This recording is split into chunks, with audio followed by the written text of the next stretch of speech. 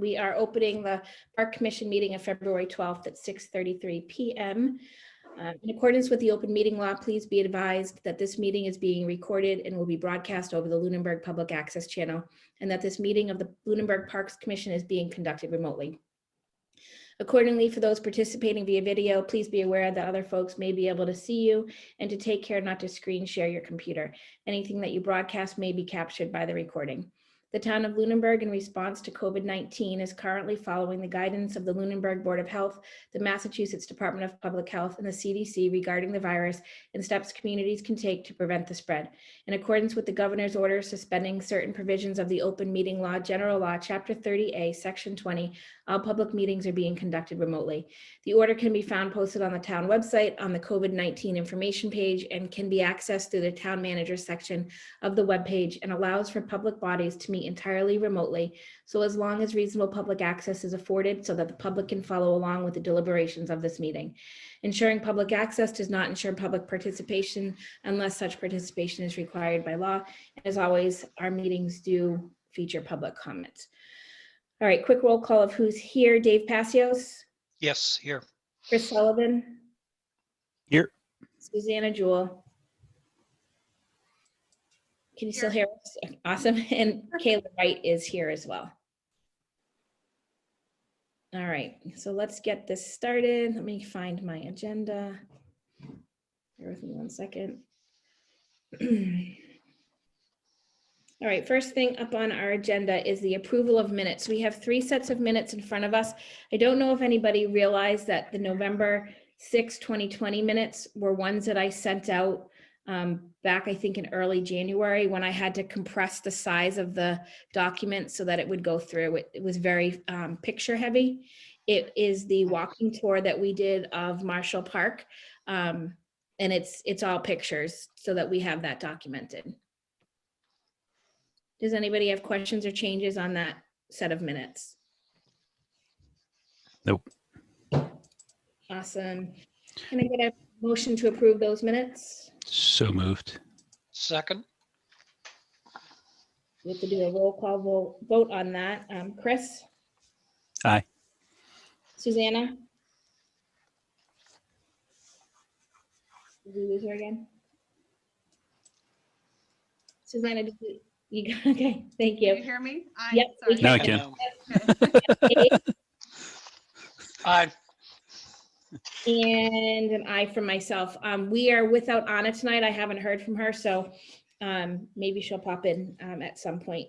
So those are approved. The next up are the lovely 3-hour meeting we had on December 14th. Does anybody have any changes on those, or do people need more time to review them? I've got 2 things marked when I read it through. Number 5, subject hunting on parks properties. I don't remember being actually asked by the Conservation Commission to deal with this issue. It was more because we were contacted by a citizen of the town. No, yeah, maybe I just phrased it wrong. Let me pull it up.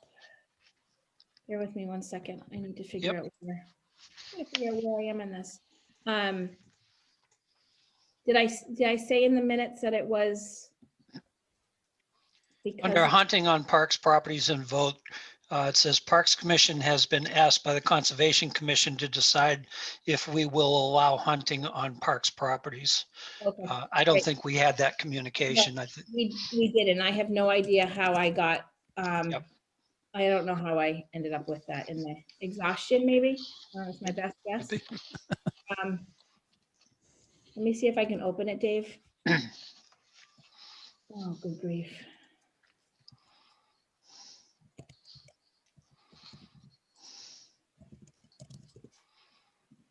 All right, let's do this. I can't get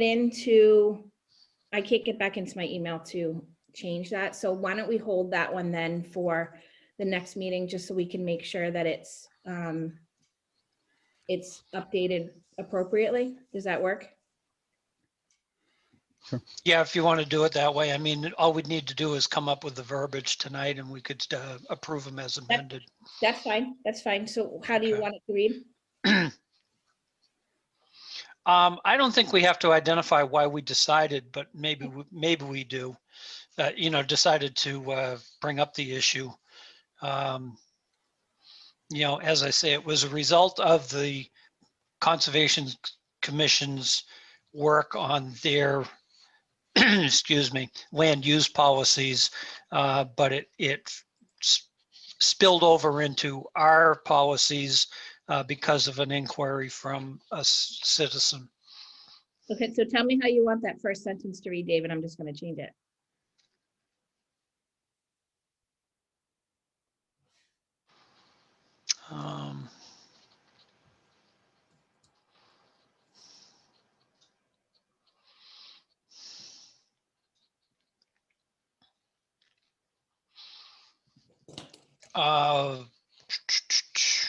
I'm trying to come up with the first word, but basically that, based on an inquiry from a member of the public, the commission has decided to set a policy relative to hunting on parks property, something to that effect, or that is why we're discussing it in that meeting.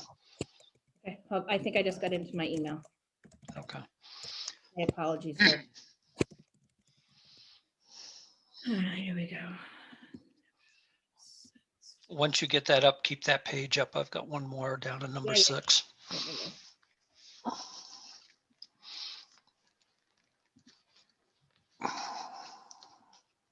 All right, so we're going to change number 4.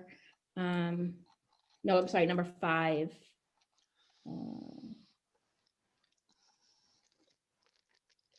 Was that December 14th, Dave? Oh, wait a minute. Maybe this is the January one. It was January 11th. We're not into that yet? Not into January 11th yet. That's a Oh, sorry January about 11th. Because I jumping. actually had those minutes up on the screen. Now I have no idea how to get out of what I did. And I have the other one somewhere here, but I don't know where right at the moment. I'm trying to get my ring binders set up and I've got little stacks of papers all over the place. Okay. That did you was have- my fault then. That was my fault then. It was, I don't know why I worded it that way. It's okay. Yeah. We'll hit that. Let's hit that one in 1 second, Susanna. Okay. Does anybody have anything on the December 14th minutes? I know I had nothing when I went through it. I'm good. Okay. So can I get a motion on that, the approval of those minutes? Motion to approve. Second. Yep, Roll found call my vote. copy. Okay. Roll call vote on that. Dave, Aye. Chris? Aye. Susanna? Hi. And an aye from myself. All right, so now the next one is January 11th. Let me get those in front of me. And I will, once we get anything changed, I will go ahead and get these on the correct letterhead. All right, so under number 5. Okay.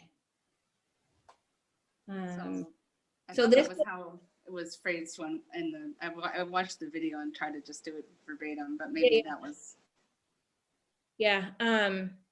The Conservation Commission, I haven't listened to that meeting again. The Conservation Commission had asked me the day of our meeting if we had made a decision. So I'm wondering if it maybe stemmed from that. So you're not losing it.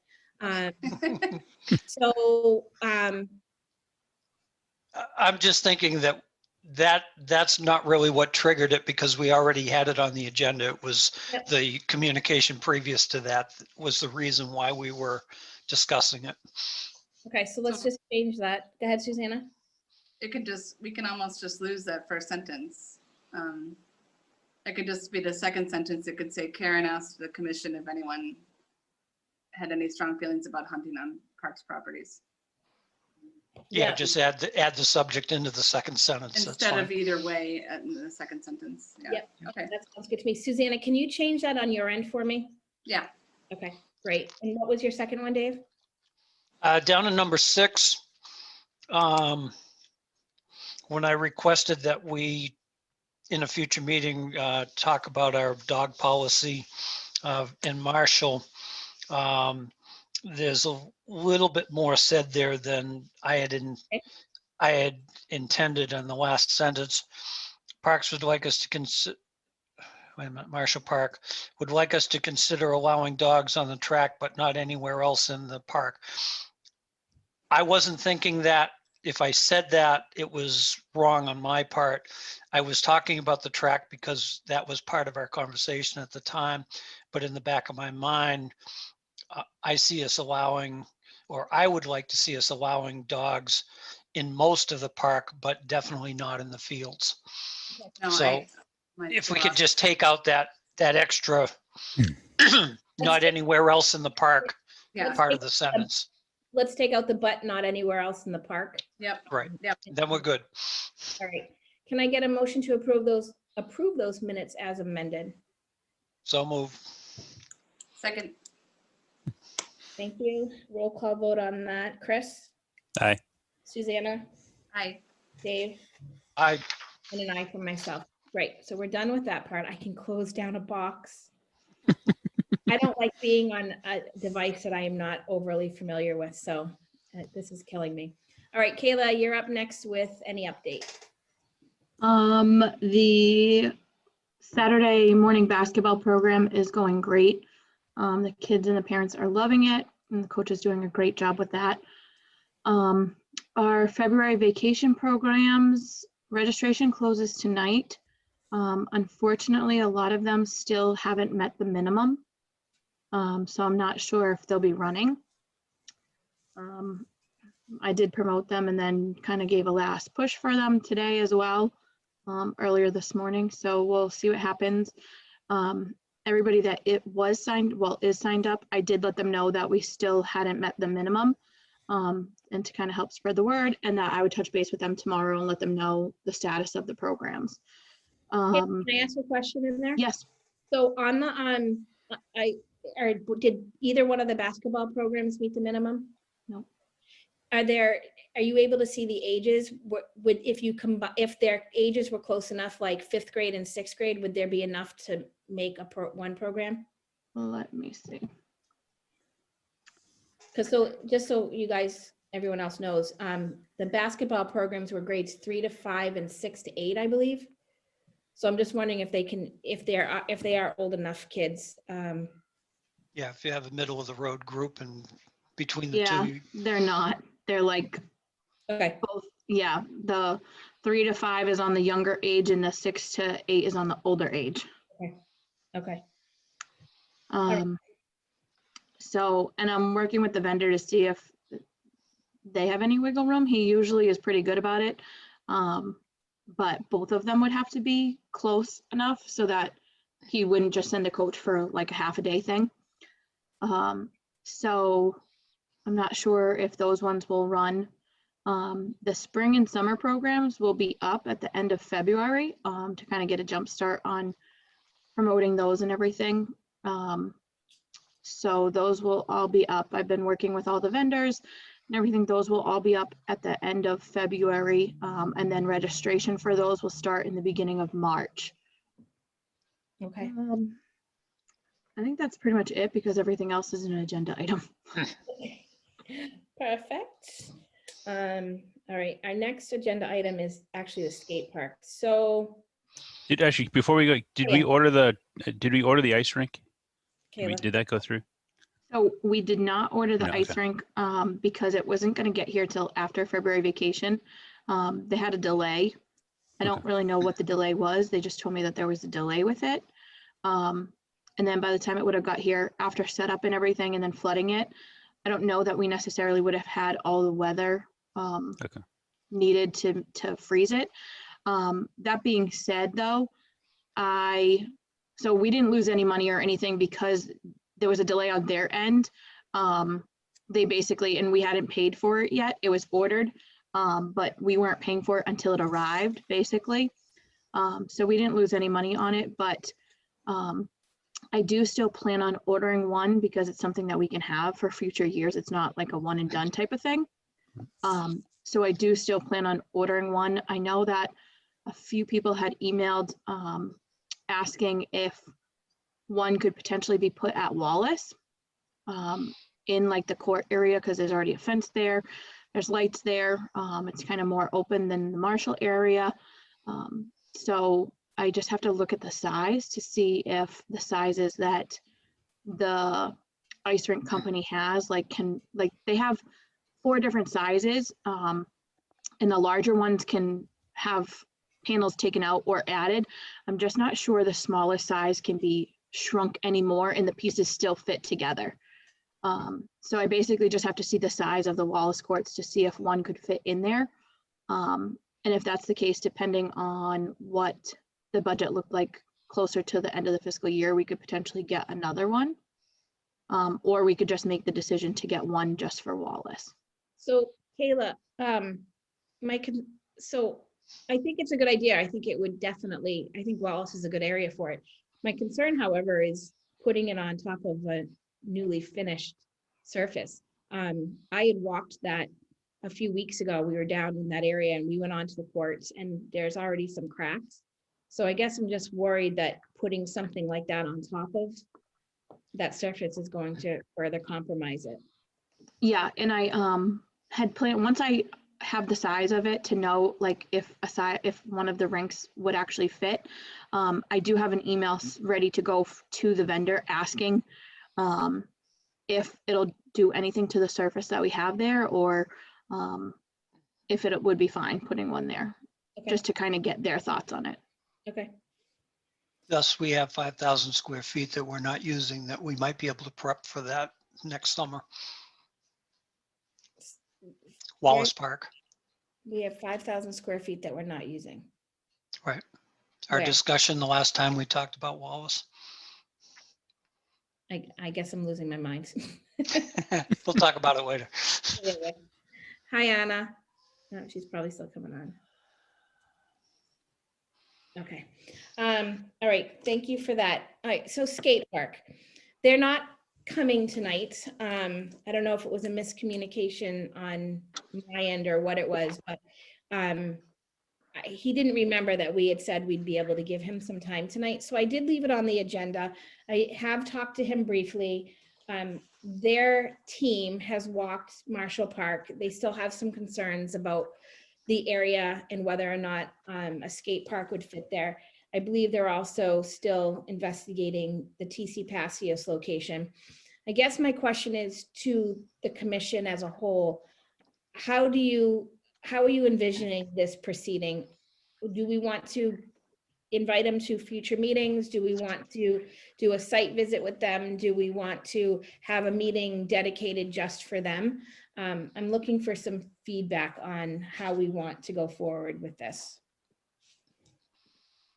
I think we need to tie it to what we set up for a timetable moving forward with the master plan for Marshall Park.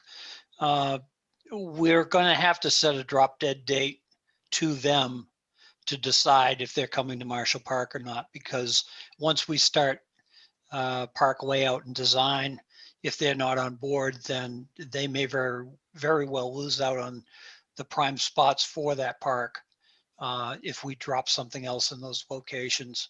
I'm not willing to play the game of, well, we'll consider both locations until we're ready to break ground. That's not going to work. I think that was some of their question is, what are we identifying? Like, they're trying to make a decision on Marshall Park, but they don't really know where that spot is. So I think that's some of the direction they're looking at. And we don't have a master plan yet for Marshall Park to identify what potential spots those are. I mean, we can point on a map and say maybe here, maybe there, but until the exploration is done a little bit more to see if those spaces are even feasible for a skate park, it's tough for them maybe to make a decision. I think it's important to keep the lines of communication open with them. And I think maybe we need to do our, diligence to move the process of starting to lay out what, the master plan is that we're doing so that we can pinpoint a couple areas and then invite them maybe to a walkthrough and then give them the time to make that decision. So I think I had said it before, and I don't know if people agree with me or not, but my thought on this was that they and us combined are gonna need to make a decision on a location, I believe, before the master plan is ready to be laid out and executed. I think time-wise for them, that's something that they need to know. I don't think they can, I think the master plan is gonna be, is far enough out that they're not gonna wanna wait. So I think we're gonna be, if they decide to build there, I think they're gonna be building, and we're gonna have to go in around with the master plan, which I don't think is necessarily an issue. I mean, it'll just all go in. I don't have a clear idea of what their concerns are around Marshall Park still. So yes, I agree that we need to have further discussion with them on this. Susanna? Master plan is so far along in Marshall Park planning. It's like almost the last stage before construction. So it makes no sense to wait till then, because that will hinder both us and them. If they can pick out a spot based on our recommendations and start to study those spots, then we will, like Karen said, have to build around them. Yeah. And I agree. I don't think that's going to be a problem if we have the conversations that we need to have and the interaction to identify probably 2 or 3 locations that we support, then have them take a real good look at those, pick one so we get to a spot, and then thoroughly vet that spot through their needs. And then we know we set that area aside for them, and whoever needs to give them authorization to start their build when they've got the money, whether it be us or the Board of Selectmen, that's still up for question. Then I see no reason why that can't be the first thing that happens at that park as part of the master rebuild of that facility. The other side of it too is I see it as like, it should be, if it's going to be there, it should be an integral and an important part of the park. So I don't want it to be a slapdash thing. Mhm. I want us to have some thoughtful discussions about where it's going, and we already have some, bubble diagram sort of locations that we suggested. But I mean, I think we do need to set a choose it or lose it sort of date for sure, because we're going to be, we don't want to just hang up this beautiful section of the park as a potential skateboard park or nothing, Agreed. Yep. We're going to want to allocate that space if they don't want to be there. So should we go back to them with the map, the diagram that had the locations marked off, and try to get them to narrow down where they're thinking, and then get a better timeline from them on what they're thinking of breaking ground? Although I don't know if they're even able to do that, because money coming in that's sort of out of their control. It depends on when the donations come in. So I just They don't. probably want to pick a spot too. I mean, they probably really want to pick a spot. So, I mean, they should look at the locations we suggested. And if they have another spot within the park that they feel more strongly about, they can come and make the case to us and convince us that that's the spot. Okay. And make a good argument for that. And then we're, off to the races. Okay. No, I also know for a fact that there are some organizations and individuals that do a lot of fundraising for different causes that will not move forward to help them until they pin this location down. Definitely. Right.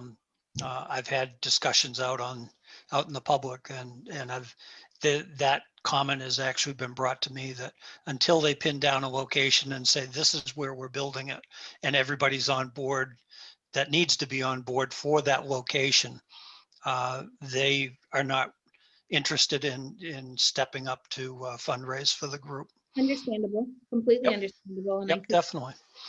You know, yep, I do agree that, so I think ideally for the park, the skateboard park people group, they would prefer if they had this option open and make the right move, you know, at the right time when they probably have either, you know, not got the support they need to build next to TCP or not. But I agree with Susanna that we need, although that's the best case scenario for them, it's not necessarily the best case scenario for the town and Marshall Park, because we suggested, you know, with the knowledge that we suggested some pre-premium areas, and we can't go around planning our master plan or anything else with them having the possibility to come and maybe join or not. So although they, you know, I do feel like them as an organization need to make the decision if they want to explore Marshall Park or not, and make the necessary investment to decide if that's the right place for them. And there might be some site studying that I think will be involved, but that's on them to make that decision now and that investment now. It can't be delayed and everything going around. And like Susanna said, you know, there's some, we want it to be part of the park. We don't want it to just be something else, something that we add there and just totally throws off what we're trying to accomplish. So although I think the message is a little, my thought is it seems a little more strict than what they would like to be. I do think that if they want to proceed in Marshall Park, they need to do the necessary site studies to decide if they want to go there or not. And if they don't come back with an answer to us, for us, we should move along as if they're not going to be there. I agree. Our next meeting with them, I need something clarified also, if we could. In part of the conversations we had the last time we met with them, I think it was one of the kids that described this park as a BMX, skateboard, and something else park. Gave me the impression that we're going to see scooters, bikes, and skateboards there. And honestly, that was the first time that actually sunk into my brain, that we were going to have that much diversity. And I can't help but think that that's why this has pushed the size of the park up. If it was strictly a skateboard park, I don't think you'd need as much space. And I'm not so sure I'm happy with that mix, but it's not enough for me to push hard to short circuit anything at this point. I've been talking with them, Dave, about park size and been reading articles and stuff on my own about park size. Yep. The skate park size that they're pushing is strictly because it's skateboarding. The bikes and that isn't even into the fact that is part of the skate park. And if you look at, I think probably any skate park around, you know, bikes and scooters and so forth, those are all part and parcel there. It kind of all comes together with that. But the size of the park, from the articles that I've read and doing the research, it's more the safety related to the space that you need to safely ride a skateboard, and then also not have people just milling about, not being able to use the space safely. But those equations haven't, anything that I've read so far, it hasn't been an equation like, because you're adding bikes, you need this or something like that. Chris, do you Okay. want to share those? You can't share your opinion with us out of the meeting via email, but can you share those articles or anything? Yeah, I think I saved a couple, so Okay. I'll send Because those. I haven't found anything for our town wise, the size of our town that is saying that we have to go bigger. And I know that they want to talk about size as well. And I think it was Susanna at the last meeting said, you know, she would want something that worked for that area and that she would support going bigger. And I agreed with that. But that's totally different than putting in a bigger skate park because they want the additional size. So I guess I want to make sure when we get into the discussion that we're looking at what the size of our community is. And I guess I just want to see what other people are reading, because Yeah. I may be looking in the wrong spot. And so some of it's the description of so a skate spot versus skate park. Yep. And what a skate spot is. Like a skate spot, which is that 3,000 to 5,000 square foot sort of deal, isn't really it's not necessarily a dedicated area from what I've been reading. It's more like it's kind of mixed into an area. So it may be a walkway and there's rails along a walkway, or with benches or whatnot. So it's a little bit more of a mixed use kind of space, which wouldn't. The impression that I have of a skate spot and what I've read, it doesn't really designate it as like a sole purpose area. Kind of deal. So. Okay. Do we want to just invite them to our regular meetings, or do we want to do another separate meeting, or do separate meeting down the road? Well, based on what I heard everyone saying is they need to tell us if they want to explore Marshall Park or not. I don't know how much time we can dedicate to something that is a possibility when the possibility they haven't even made the decision about it. I don't know. It feels like it should be their group coming back to us and say, hey, we would like to go down this path with the Parks Commission.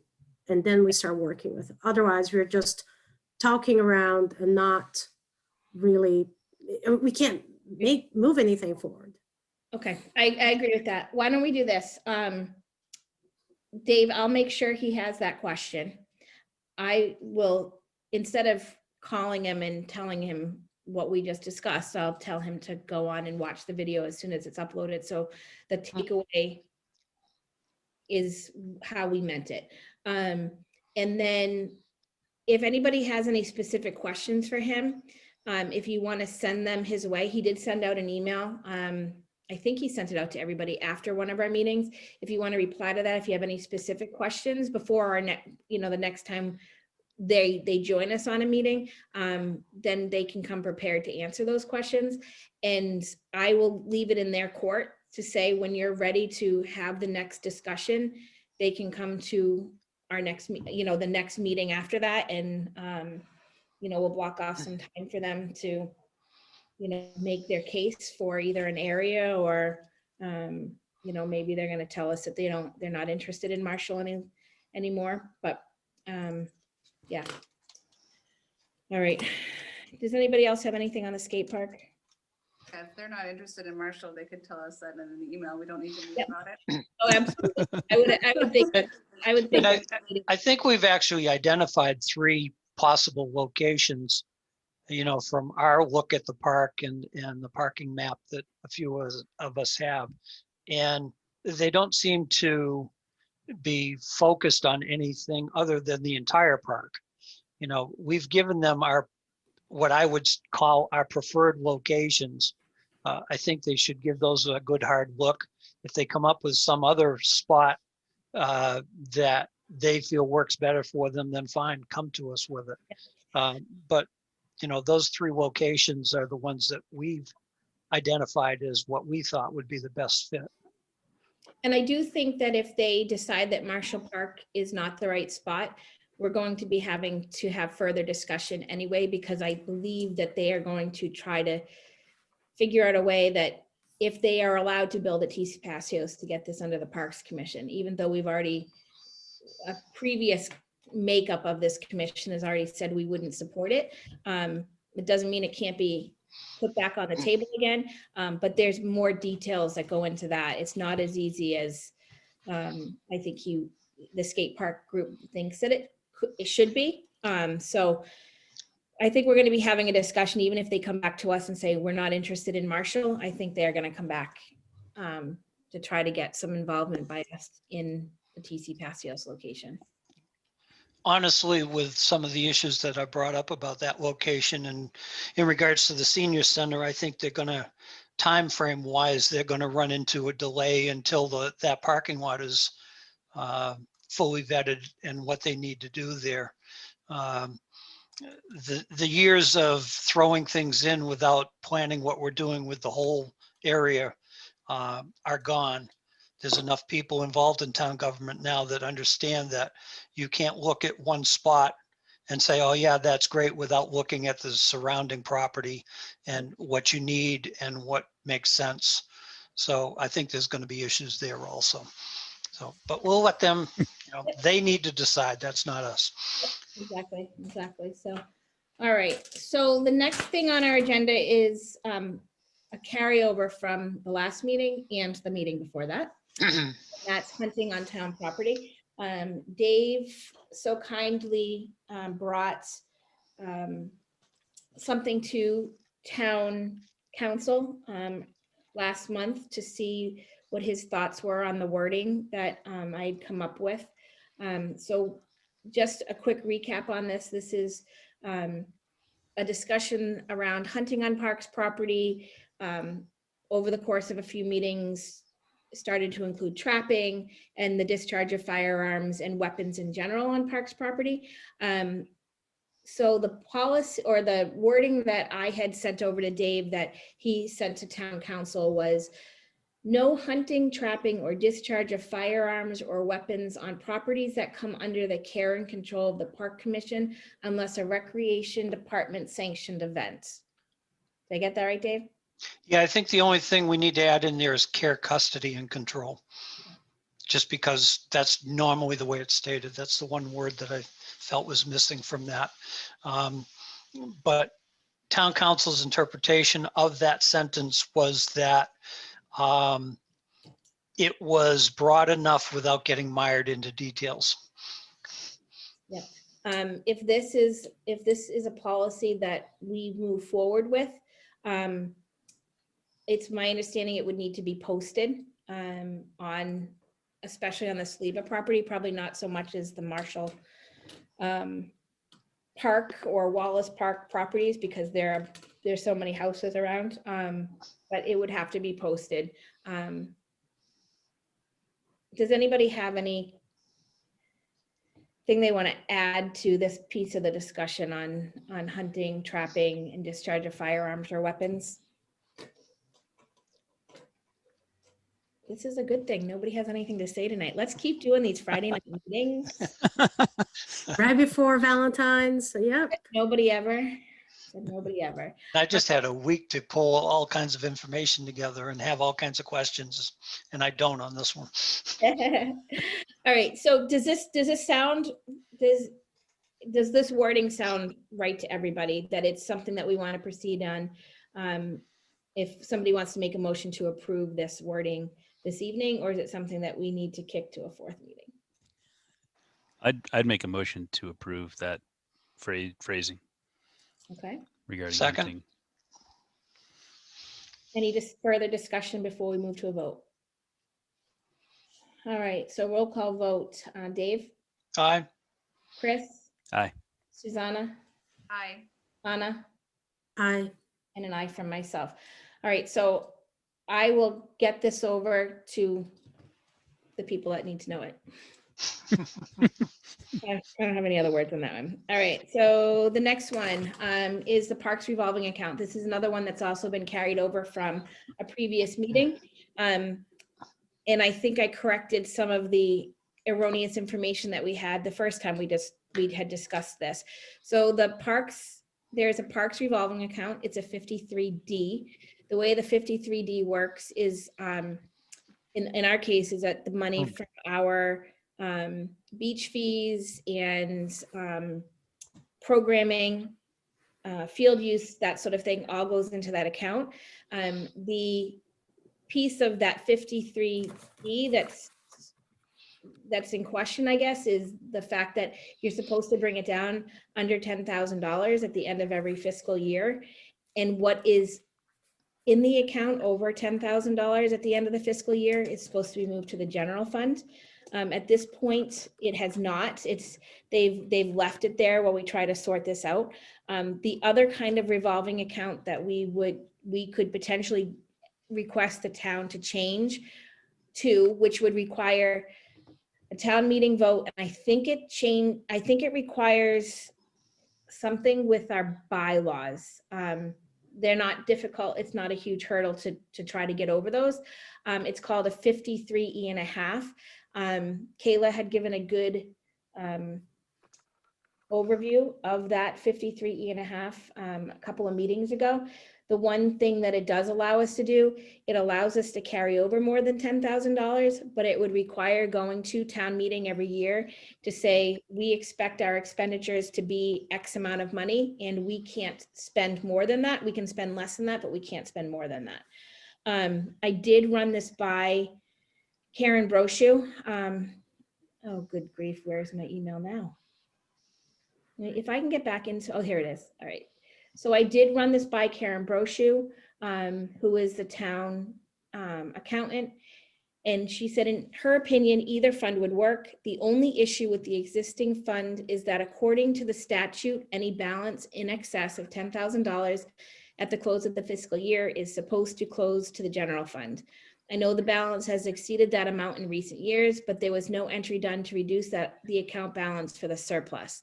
The biggest difference between what you have, the 53D and the 53E1/2, is that the latter has to be written into our bylaw, and also the expenditure limit has to be approved annually at town meeting. However, there's no requirement to close any surplus at the close of the year.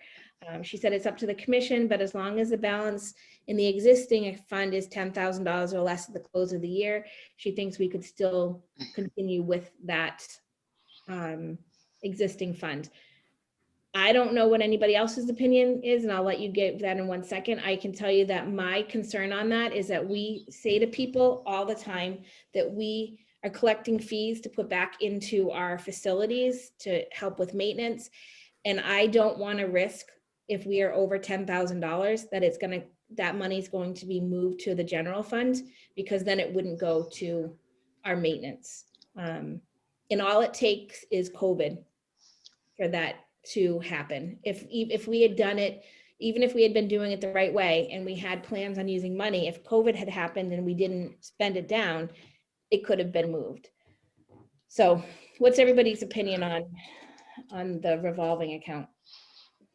Just to add to what you were saying, Karen, also with programming too, if I'm going to continue to add programs and expand the number of programs offered and everything, that could easily push over $10,000. And then that money that is going to programming, it's used to pay the vendors, but then the excess is used, we add on that 20% fee for not only like the fees that we're absorbing, but so that we can plan for things in the future.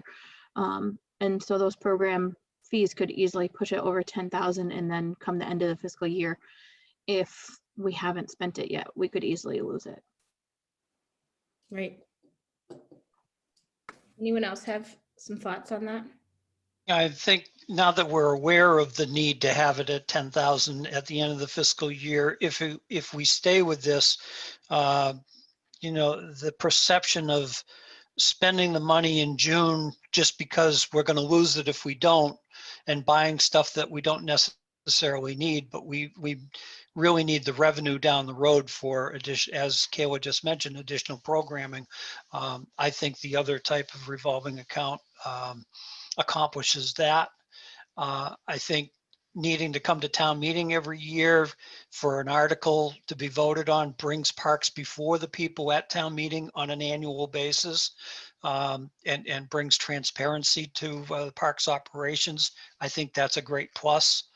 And I think, Kayla, correct me if I'm wrong, with the change, would you get a little bit more functionality with the ability to use that money to cover a wider variety of expenses related to programming, or Yes. not? Yeah. Yep. And with the 53E1/2, you can also, like if we were to start up like a parks playground program in the summer, or like our own camps in the summer that we didn't work with vendors and we hired, local high school students and stuff, we could easily pay them out of that. So the program fees would be based on, you know, the staff that we needed and stuff like that. And this 53.5 would allow us to use the money that was coming in from programs to pay the staff for it. Does anybody else, Anna, Susanna, Chris, have questions, comments on this before I ask a technical question? Yeah, so if we wanted to do that, what do we need to go to the May town meeting to get it changed? So if we, this is part of my technical piece. Okay. Dave, the town warrant closes on March 15th. Correct. So if we were to try to get this into town meeting for this May, which is May 1st is town meeting, we would need to draft an article and it would need to be submitted to the town before March 15th for inclusion in this, the annual town meeting on May 1st. Right, and we may have to back up for March 15th because I'm not sure. And we go around and around on this every year, at least the Board of Selectmen do, with boards and commissions as to who actually has the authority to put it on the warrant. A citizen's petition, it goes on automatically as long as the signatures are there. Town government has no control over those, but there are a few slight differences with boards and commissions creating articles and submitting them for the warrant. I think the final say is actually with the Board of Selectmen. And if that's correct, then we've got to be aware that we've got to be on an agenda with the Board of Selectmen before the printing of the warrant has to go out. So. Head on it. I'm a little, I don't, I mean, Dave, whatever you say, you tend to do a lot of research and usually you back, you know, but in this case, I see, you know, the planning board having brought articles to town meeting without the support of the Board of Selectmen. So it might be the type of commission or board, because the planning board is an elected body. I would think they have the authority to bring something. But I think, for example, maybe the finance committee or other committees that are not elected boards don't have the same rights that an elected board has. But I've seen articles that have made to town meeting that were not supported by the select board. I don't argue that point at all. It's just that there are times when certain boards try to overlap those procedures, and it's made for some tenuous discussion a few times over the years. Honestly, I'm not exactly sure, but I tend to agree with you that elected boards do have the right. But I would still be cautious to make sure that we put that time frame in there just in case we run into a glitch where it gets questioned and it doesn't get dragged out to the point where it doesn't make it in time. So what, Formally. go ahead, Susanna, did you have something? Yeah, what would be the argument against going for a 53.5? Who knows?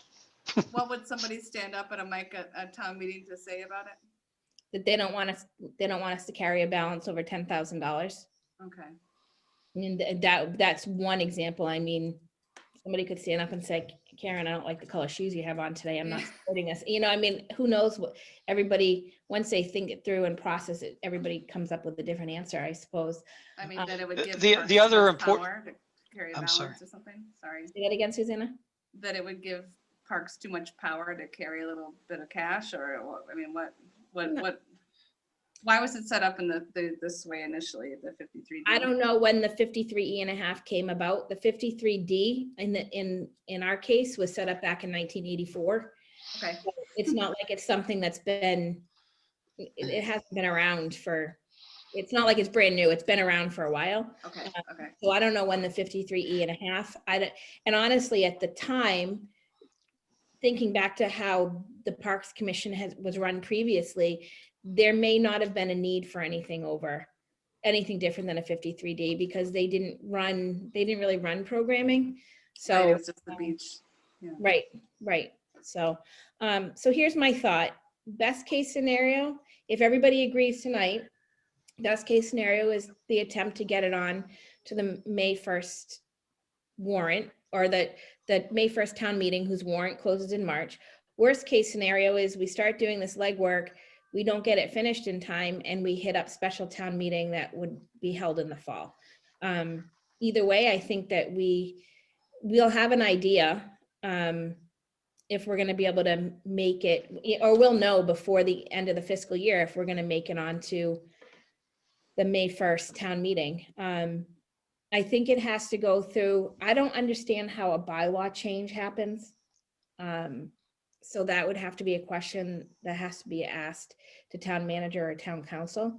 And then the wording on it, Dave, in the past, when you've submitted a warrant article, did town council look at it to make sure that the wording was correct? Depending on how it's being submitted, they are all reviewed before, well, they try to review them all before they go out to be printed. They don't always get fully reviewed with the legal review before printing, but normally they do. And that's been an issue over the years too, especially for citizens petitions, citizens looking for help to write an article properly have met a stone wall at times and been, you're on your own, write it up and submit it. We can't change it, and we may tell you that it's not written correctly, but you know, there wasn't help in the past. I hope that's changed. I do have a connection to a former town council that in the past has been very willing to, Okay. you know, review wording. Do we know if there's another set of town council hours coming up? I just tried to look and I didn't see anything. The last time Elaine Peterson sent out an email, was it for 1 month or 2? Heather sent them because Elaine wasn't in at the time. Okay. Um, And just for everybody that's like all the parks commissioners, you, if there's a legal question you have pertaining to anything with the Parks Commission, you don't need my permission or anybody else's permission. You can make your own appointment with town council to get those questions answered. So I have something from Elaine Peterson. Oh, no. Yeah, you're right. It was probably Heather. So I guess I'd be asking the commission for approval at this point. Or number one, make sure this is something that they would be willing to do and have us switched over to a 53.5. And if so, looking for the commission to give permission for myself and Dave to move forward with figuring out the process and drafting warrant article language that would be brought back to the commission before we, well, hopefully would be brought back to the commission before it gets officially submitted. Yeah, one comment I'd like to make, excuse me. This course of action rides that fine line between day-to-day operations and policy. So I've been trying to make a point to keep all of the parties that could be involved in the process from either side of that line involved in the process. So I think after tonight's vote, the DPW director should be informed as to what we would like to do. I think town manager and or town accountant or both should be informed and see if we're going to get the support to get the article written in a proper time frame. Yeah. I think going into town meeting with everybody on board is just the easiest way to get an article to pass. And like Karen mentioned a few minutes ago, if we get pushed off to fall town meeting, so be it. But it's going to be very important to have everybody on board so there's no debating on town meeting floor as to why this part of the group doesn't agree and this part really wants it. So should I motion to pursue 53.5 as our new designation? You can do that. So be it. I'll second that. Okay. Okay. let's do a quick roll. So just to be clear, your motion is to Pursue pursue moving exploring from a 53 to a fee and 53. a half. Okay. That works for me. Let's do a quick roll call on that. Chris? Aye. Susanna? I, Anna? I, Dave? I, And an aye for myself. We'll get a jump start on this. If I, Town Yep. council had hours on February 22nd, it says, so nothing from March. I was thinking there it says was February one 22nd. coming up. Yep. hey, Chris, can you forward me that email? I don't know if I Yes, yep. deleted it. Yep. You just be the forward king tonight. All right. And like I said, when I emailed the town account, and on this, I had also included Heather Lemieux on it, and I didn't hear, she didn't reply back. So my guess is that she was satisfied with Karen's answer to us. So I will circle back. I'll include Rob in it. And of course, I'll include Kayla since she's our direct contact there. And we'll make a plan to see if we can get this done for May 1st town meeting. Yep. All right. In general, I'll talk some more about it a little bit later. I had a nice sit-down conversation with the DPW director today. And one thing, as I stated a few minutes ago, I think it's very important that as we're passing information back and forth between Kayla and the commission, especially on subjects like this that are either on the line or actually over the line into day-to-day operations, it's going to be extremely important to copy the DPW director on it. He seems very supportive. And I mentioned to him today that, if we step way over the line and you disagree, I hope you'll push back so that, we find a common ground. Yep. Agreed. All right, the next thing on our agenda is 2021 beach season and policy for usage for non-recreation department events.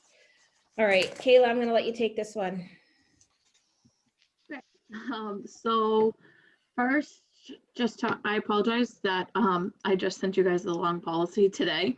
I thought I had sent it yesterday, but never hit that send button. But just talking about the beach season first. So I just want to make sure that we kind of decide on a start date and an end date so that I can let Nancy know so she can file for seasonal employment. So that's all in place, and then I can apply for our beach permit again. I want to make sure that that is all set in place before I go out, because I've had all my two other kids a couple weeks early. So I want to make sure that this is all set in case this one decides to come early. So if we can kind of talk about opening and closing dates, and then just pass information, and then we can talk about the policy for rentals. Sure. So Can I take something from here for a second, Kayla? yes, Okay, so this is for the commissioners that are new to the group. The way this Sorry. works that's okay. For seasonal employment, there's a form that gets filled out and goes to the state of Massachusetts. That has to be approved in order for us to hire on a seasonal basis. Kayla, what's the maximum days in a seasonal? Is it they can't work more than 28 weeks. 28 weeks?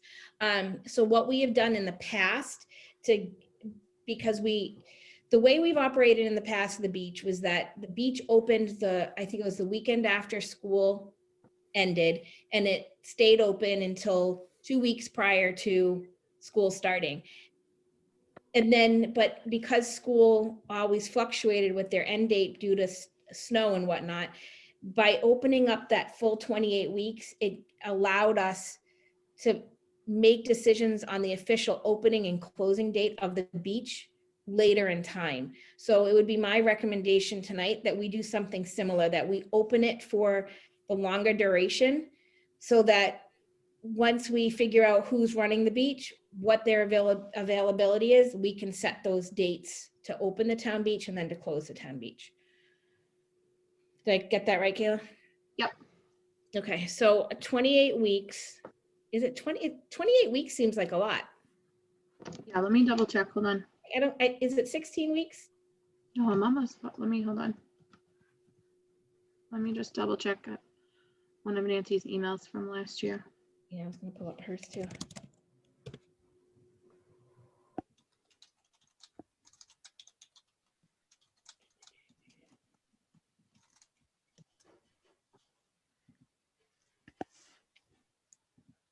Quick Google search says 20 weeks. 20 weeks, yes, sorry. That's okay. Less than 20 weeks. Okay. I just found Nancy's email. Okay. So that's 5 months. Yeah, less than 20 weeks of the calendar year. Yeah.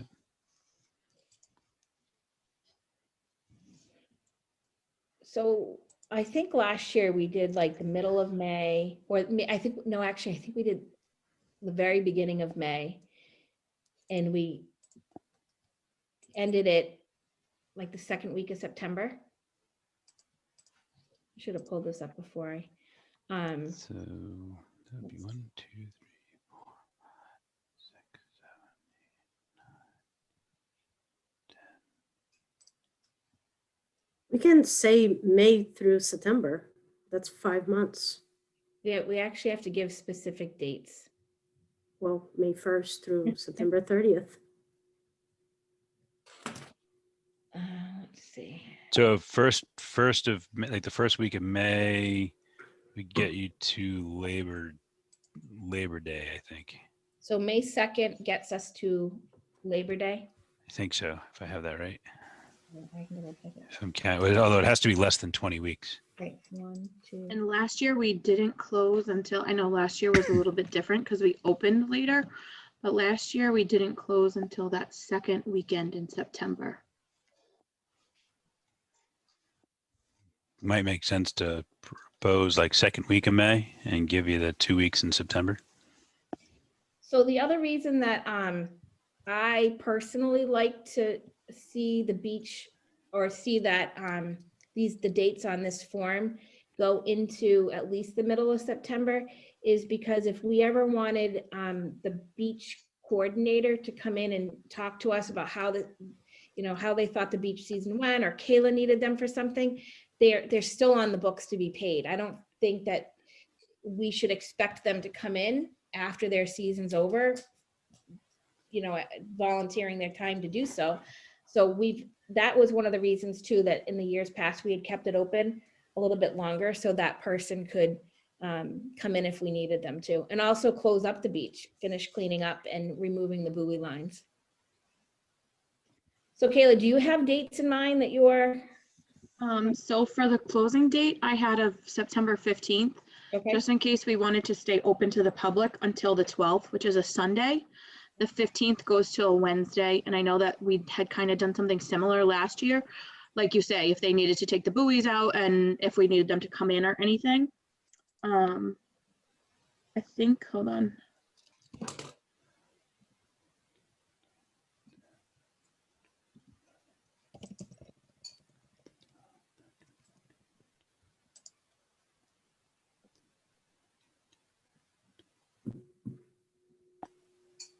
If it was the 15th, you could do like May 1st. It would be under 20 weeks, I think. Yeah, I'm just looking. I think I had May 9th, just kind of looking at that second week of May. I'm just looking for that paper that I had to start doing. So May 1st is it a Friday? Saturday? A Saturday. So it would be about the 18th of September for 20 weeks out. Which you have to be under 20, it says. So if the 15th would make you under 20 weeks. To make, we can't open May 1st anyway. It's town meeting. I can't imagine we would want to, especially if we hired somebody from within town, that we'd want them to work on town meeting day if they could actually attend town meeting. So you were thinking May 2nd, Kayla, to the 15th? I had May 9th, but Right. I mean, we can, You tell us. I mean, we can do May 5th, and that would be like a Wednesday to a Wednesday, because the September 15th is a Wednesday. Sure. I'm good with that. So this would be, we need a motion giving Kayla permission to submit the form to the state using the dates of May 5th to September 15th for the seasonal employment application. I will make a motion to tell Kayla to send the seasonal employment application to the state of Massachusetts for May 5th through September 15th. Thank you. For purposes of just a little bit more discussion, I'll second that. Okay. Uh, Further discussion, Dave, go ahead. Thank you. Just so I have it kind of bouncing around in my head, and I know we're not going to set an open date right now, at least I'm assuming we're not, but what is the approximate time frame that you need staff on board before you're ready to open the beach for full operation? There's a lag time there, isn't there? For Yeah, training and just for orientation. training and setting up the buoys. I had kind of put down, and we can talk about it a little bit later. I had kind of put down June 21st of an opening to the public. So I would have the staff on board that week beforehand for training, setting up the beach and everything like that. Susanna, or Chris, do you know when the last day of school is this year? I'm just pulling up the calendar actually, because I think it's going to be earlier because the kids don't have any snow days. Yeah, So I'm a little bit confused as to why we're listing the season as early as we are when we don't have any intentions of bringing staff on board until the middle of June. So the state requires us to, there's a deadline for the state for this application. Right. If we can certainly do it later, we could do June. We could certainly do that. But once it's in, you can't change it. Once it's in and approved, we can't, unless we're outside that window of the application window, which we most likely wouldn't be, we can't change it. So if school got out early, or we had a beach coordinator that maybe was available on weekends prior to what we've opened the beach for in the past, we wouldn't be able to change that. Therefore, we wouldn't be able to open earlier. If we had somebody that was available Memorial Day weekend and we wanted to open, and we didn't put in this application, the dates we put on this application started in June, we couldn't do that. Okay, that clears it up in my head. Thank you. So I call it like the placeholder, like this is what we're putting in for, knowing that we most likely won't use it all, but it's there should we want it. Okay. So June 5th is graduation, tentatively it says. The 15th is an early release half day, and then the 16th is the last day of school right now. Okay.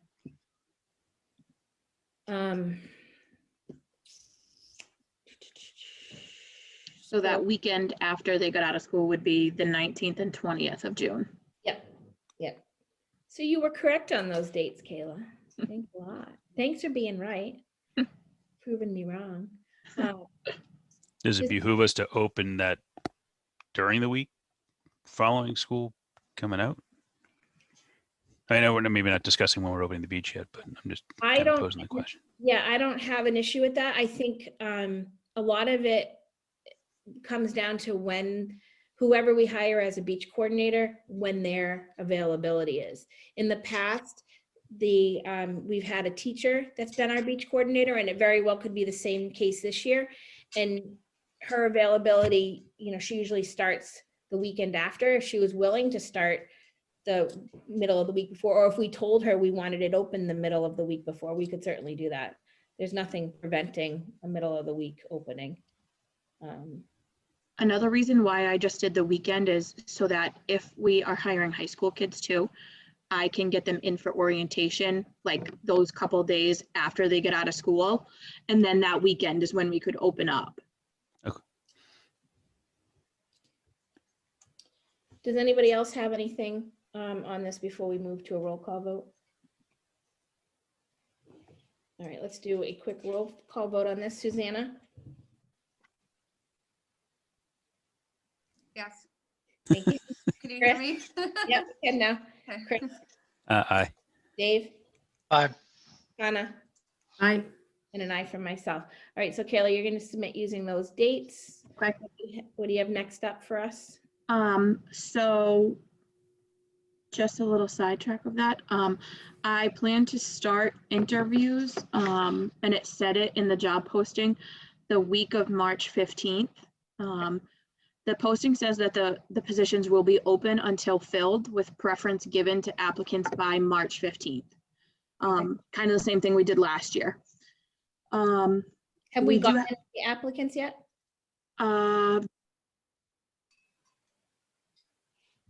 Kayla, we just lost you. Last year. Oh. Sound, yeah. There you There go. it Julie is. hasn't forwarded me any applications yet. Okay. But we are running a lifeguard class over February vacation, and there are 4 people signed up for that. And I plan to go on the second day and just introduce myself, and give them applications. So that way, if they pass and choose to apply afterwards, that we will have those applications on file. And we did move forward with sort of sweetening the pot, for lack of a better word, and that if they do secure employment through the town beach this summer, they would be reimbursed for the cost of their lifeguard course that they took to get certified. Yeah, so Nice. we had That's cool. advertised that last year. Unfortunately, COVID happened and we could never run the class. But basically, all participants that sign up for the class have to pay, so the classes run through Orchard Hills. I've partnered with them. And they'll pay Orchard Hills directly for the instructor and everything. And then if they are hired by us to work at the town beach for this summer, we will reimburse them that money that they paid for their certification. So hopefully out of the 4 that they all pass and then apply. Did you get an email, just totally different side note, did you get an email today from somebody asking if there was going to be another session of lifeguard training offered? I didn't, but we are planning to offer another one. I'm just working out. So the instructor that I work with, he's also, so he works at Orchard Hills, as a lifeguard instructor and teaches lessons, but he's also in nursing school. So I work around his schedule. So we're either going to try for one in March or over April vacation as well. Okay, because there's a young man who's about to turn 16 who wants to take it, but he is not available for that week long. And I did have somebody call me earlier this week, asking if, because because our job description says that they have to be 16, I put on the lifeguard class that they had to be 16. If you take a lifeguard class at Orchard Hills, you can be 15, but they wouldn't benefit from our offer of certification reimbursement because we couldn't hire them at 15. So I did have somebody call me that they had cousins that were going to be turning 16 in the middle of March and wanted to know if we were going to be running another one. So I said that we would be shooting for the end of March or over April vacation for another one. As long as they're turning 16 before we open the beach, they could take the course at 15, turn 16 in May. And could we offer them employment? We couldn't Under offer the them guise that employment they're- until they were 16. We can't offer them a job. Okay. All right. Yeah. Okay. How many do we so, hire actually? How many lifeguards do we hire? Last year we had 8, including the beach coordinator. And I did reach out to everybody from last year. So seasonal employees, regardless of their status of their position, just so everybody knows, seasonal employees have to reapply for their position every year. Because of that seasonal employment, they're technically, because of our application and, working the less than 20 weeks, they're technically looked at as terminated come the end of those 20 weeks. So they do have to reapply every year for their same position, whether they've been there 1 year, 2 years, 10 years, 20 years, it's considered seasonal. So they do have to reapply every year. I did hear back from everybody and they all do plan on reapplying for their positions. I believe I sent you guys some recommendations for the beach. I sent them like at 6 o'clock. Basically just for you guys to look at and for discussion for the next meeting. I don't expect like a vote or anything to come out of it. It's basically just to start the discussion tonight, because I know that we really wanted to go over the policy, the rental policy first. So the recommendations are basically just pass information, hours. I plan to do the same hours as last year, including the time slots, because I'm planning everything as if we're operating still under COVID guidelines. I think that the 2 time slots worked well last year. Pre-registration would still be required so that we know how many people are on the beach and who's on the beach, but it's nothing that would be 24 or any, you could walk up to the gate, pull it up on your phone, register and walk in.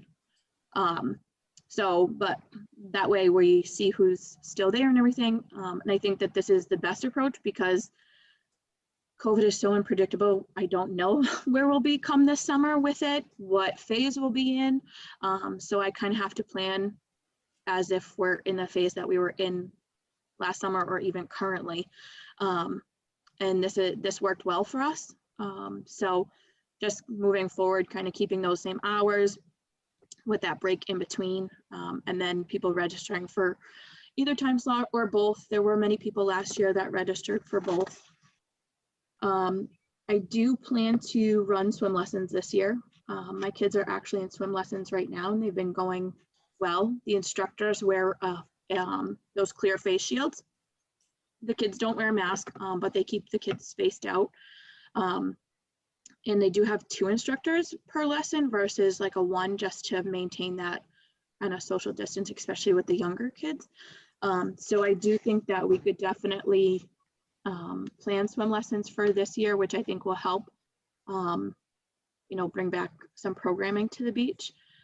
I still plan, well, my recommendation is to still kind of operate the entrance and exit as we did last year, not opening the bathhouse to the public other than the restrooms, having people enter and exit through the gate like we did this year with check-in up on the porch. It worked well. I was there every day. Any issues, we kind of worked them out. So I do plan to operate the same way.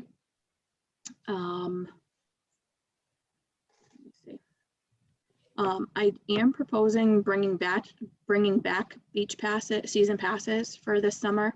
That was something that many people did call or email about, season passes, especially if they were non-residents, because they've had them in the past. Even people that didn't have swim lessons, they've had them in the past.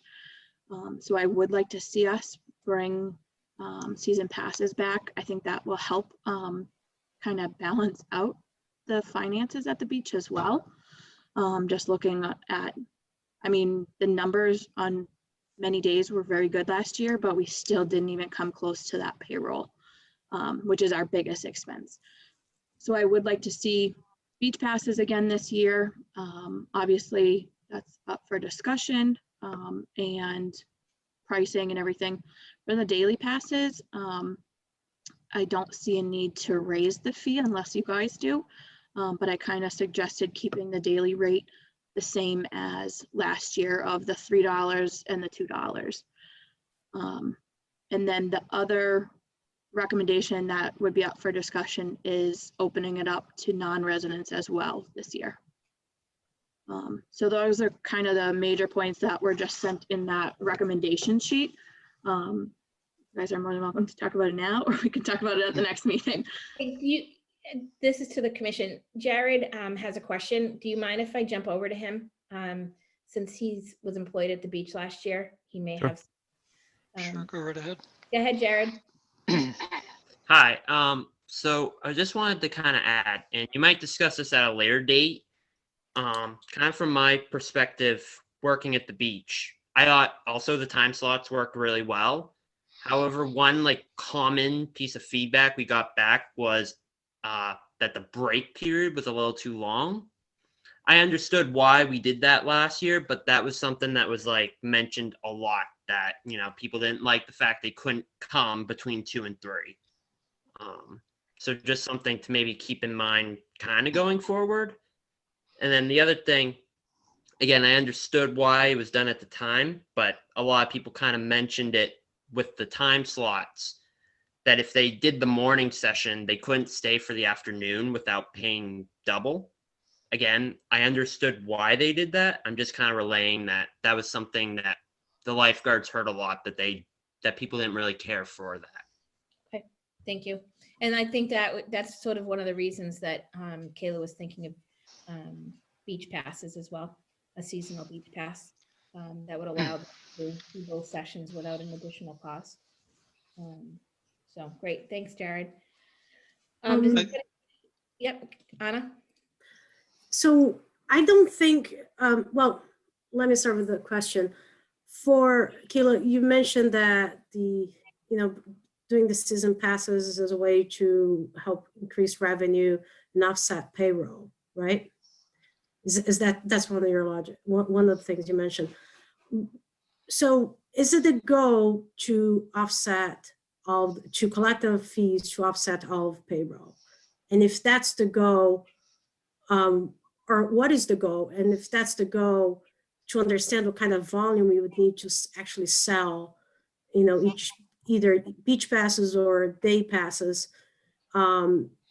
Because one thing that's in my mind, and if we have a goal, we want to offset the payroll by 20%, by 30, by 40%, something that we can then work towards it and do the math if that's achievable or not.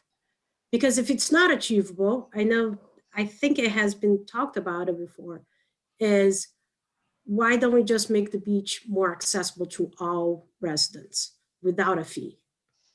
So that's, since we're talking about the fees and how to structure the fees, I'd like to have a conversation about what is the goal that we're having with collecting the fees? How does that collection actually plays towards our operations and our finances? And is that achievable? And if not, why not then just make the beach more accessible? So my question is, last year, what was the percentage of revenue that we collected, and what was the percentage of the payroll that covered? So I think that last year, I don't think you can actually use as a full representation because we didn't operate under normal circumstances. There were no season passes, there were no swim lessons, which all have gone into the revenue in the past. So I think that in order to better answer your question, we need to have another full summer where we're quote unquote operating under normal circumstances. I don't think the goal right now is to offset all of payroll, and looking at what payroll was last year, that's definitely not achievable this year. Again, because we don't know what the status of season pass is. And when I got here, there wasn't much record. Looking back I shouldn't say much record, there wasn't much accuracy in recordings to see the number of, attendance each day for daily passes. We did have all the season passes recorded, but as far as daily passes, we only have a summer under COVID guidelines. So I think that we need to have another full summer under almost normal operating procedures, and then it would really be up to the commission if the goal is to have the beach be self-sufficient. But I can say, looking at the expenses of last year, which there were a little extra expenses because of the supplies that we needed to purchase, the additional cleanings and things like that. So I don't think that it's reasonable to say right now that the goal is to be self-sufficient or to even offset the salaries by 50%, because I can't give you accurate numbers of what that would look like under normal circumstances. So, it would really be the commission's decision if the goal was to offset the salaries. Well, so before we talk about the fees, I think we as commission should decide what is our goal. And we can build a budget around it. If we have last year's numbers, and like you mentioned, Kayla, I don't think the operations are going to change that much up from this year. If anything, we will see an increase in revenue from the sale of the season pass. And like you said, there is records of that. So we can have an estimate. In year 2019, we sold X number of season passes. Let's say we have the same number of sales, we're gonna get this much. And we have now these daily sales, we'll have this much. And we'll have an idea of how much we are actually covering in payroll. My point is, if we should have a goal of what we are trying to accomplish. So then what we do actually reflects our goal. Maybe you can give us some rough, maybe not now because this is a question now, but maybe before we decide on the fee or structure of the passes, I think I would like to see some numbers. I usually make numbers decision based on numbers. Sure, and I know it was before you were on the commission, but I had kind of sent a breakdown of the expenses versus the revenues for the months that we were open to when it was a 3-member board. So I'm more than happy to forward you those numbers as well. Great. And then I think as a commission, we need to make a decision what is that we're trying to accomplish by collecting fees. And sometimes collecting fees, can be to deter every person showing up at the beach at the same time. Like there's different goals we could have, but before we talk about what the fee structure, I'd like to talk about what is our goal with the fees. The other person that we need to keep in mind in some of this is town manager, who oversees the bigger budget that puts a piece of the payroll expense for the beach into the budget. In years past, when there's been some comments on did we even need to charge beach fees or season pass fees, she was in support of it. Her thought was that yes, we should be trying to recoup some of the expense for the beach. I don't know the best way to do that because records were never there's records, but there's still a ton of different questions on that. I can tell you that, and Susanna, you were on the commission, I think, when we first started looking at this, is one of my wishes years ago was to make sure that swim lessons were self-funding. I believe we, at least the last time we offered beach swim lessons, they were self-funding. We brought in what it cost us to run those programs, and we brought in that amount at a reasonable rate for families to be able to participate in this. And the driving force behind season beach passes has always been swim lessons, because we have always required a beach pass in order to register for swim lessons. I have never, I've always questioned whether or not we would sell enough beach passes to even hit 10% of the cost to operating that beach if we didn't have swim lessons. So that it's like a multifaceted situation going on. So, well, but my point to that is, like I haven't seen the numbers, and if I could see, maybe Kayla would resend it. But my point on that is, since it's so far from making since it's so far from recouping any of the costs of operating the beach, are we then, by having these different types of fees, stopping other people, some members of our community who could benefit from having access to the beach, to the town beach, from attending?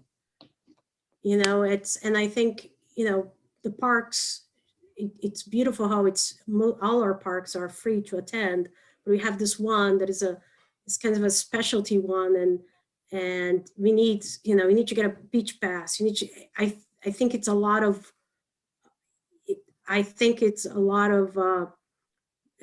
bureaucracy to go to the town beach, when maybe if we make it easier to go to, less bureaucratic, easier for parents that work full-time and they have teenage kids that could go there and just refresh because they can't afford a membership to Orchard Hills. a family membership toward the hills, the town beach it should be accessible to them. And are we making that really difficult for them to actually go there? So if we're so far from being self-sufficient, is there a model where we'll be self-sufficient? Is that a percentage that we're looking to be self-sufficient? And should we then charge the fees upon that?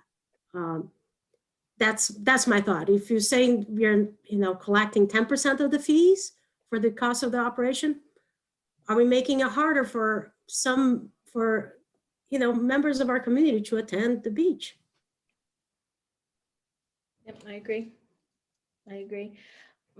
Does anybody else have anything on this topic?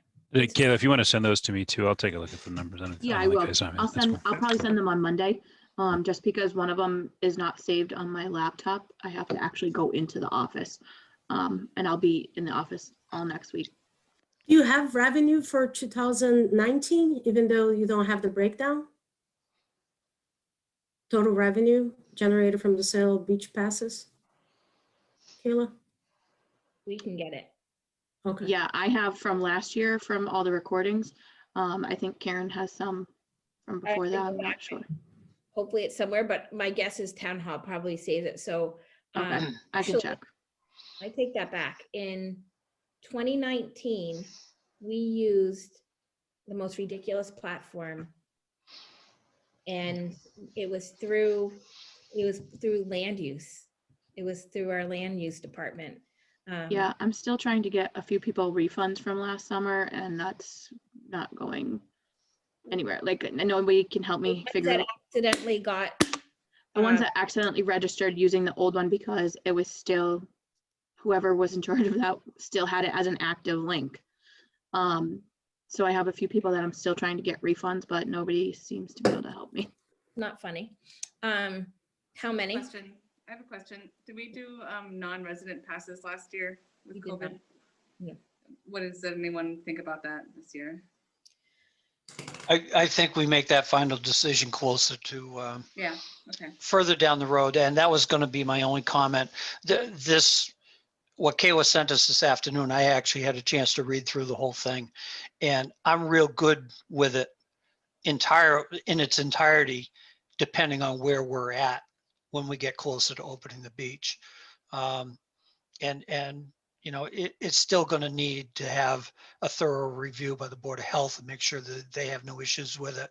The maximum of 70 on the beach could be problematic, and then again may not be, depending on what the state is setting for outdoor gathering limits, so on and so forth. But I'm very much on board with the way it's presented right now, but not knowing. I believe Go that ahead. 70, Dave, was the same as last year.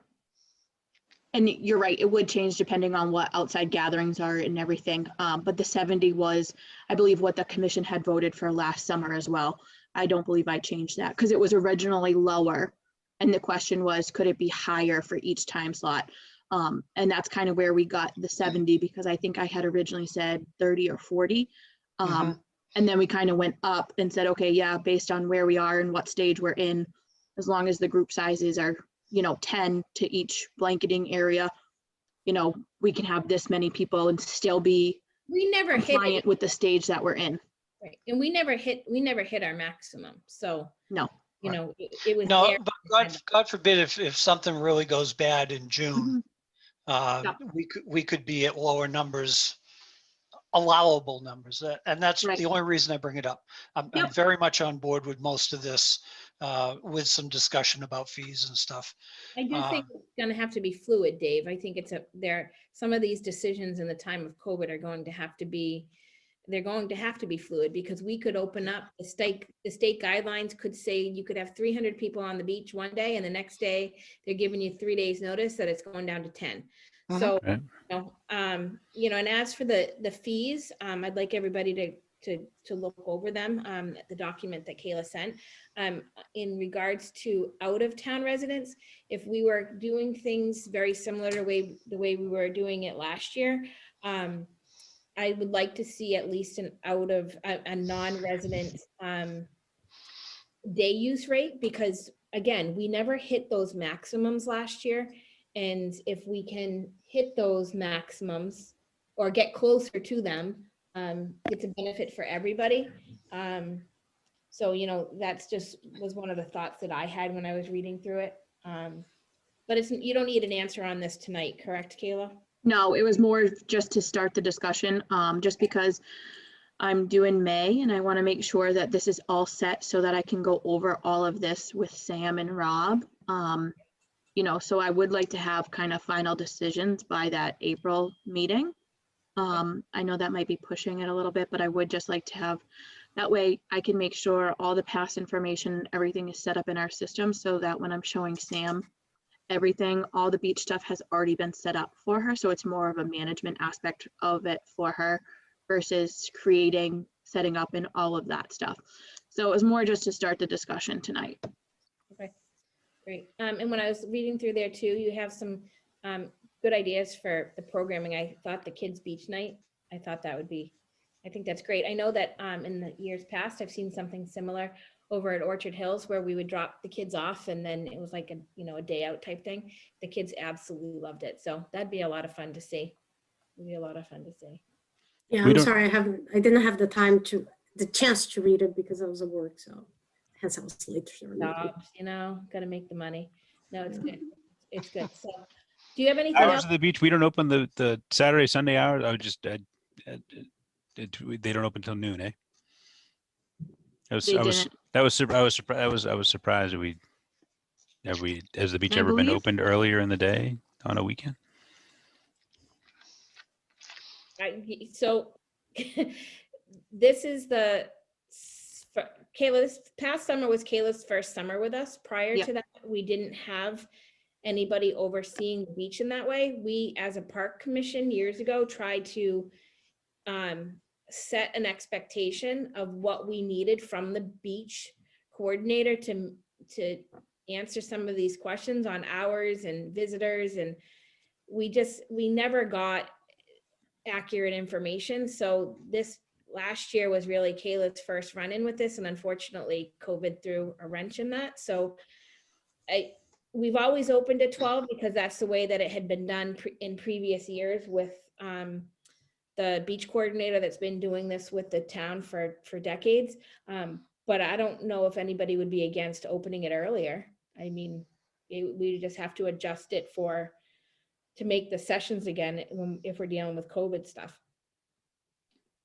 Another thought because it is opening at 12, if we decide, you know, and plan on running swim lessons, if we offered kind of a weekend time slot too for those swim lessons versus just weekday time slots. You know, that was my major thought looking at when we have that 12 o'clock time frame. That's a big window that we can do programming lessons or in the swim lesson type of thing. Yeah. Yeah. I think also last year was probably the first year that we actually did some payroll management in, you know, we set that break in between for two reasons. One was for cleaning and one was to standardize lunch breaks and that type of thing. And I think we should continue to be careful if we want to add more hours. How does it affect our payroll costs? And then the last thing I had for the beach was the rental policy. Okay. So I basically had taken a look at kind of surrounding beaches and, you know, looked at their policy and their kind of fee structure type of thing, and went off that. Again, all of it is up for discussion, but just kind of giving a brief overview. I kind of broke it into two sections because a few people that have, you know, more than a beach where they have like whether it's a pavilion or a facility kind of did the same thing. So I just kind of went off that idea. You can completely nix it. That's totally fine. And I just basically broke it down to the house and the beach grounds, meaning the beach itself.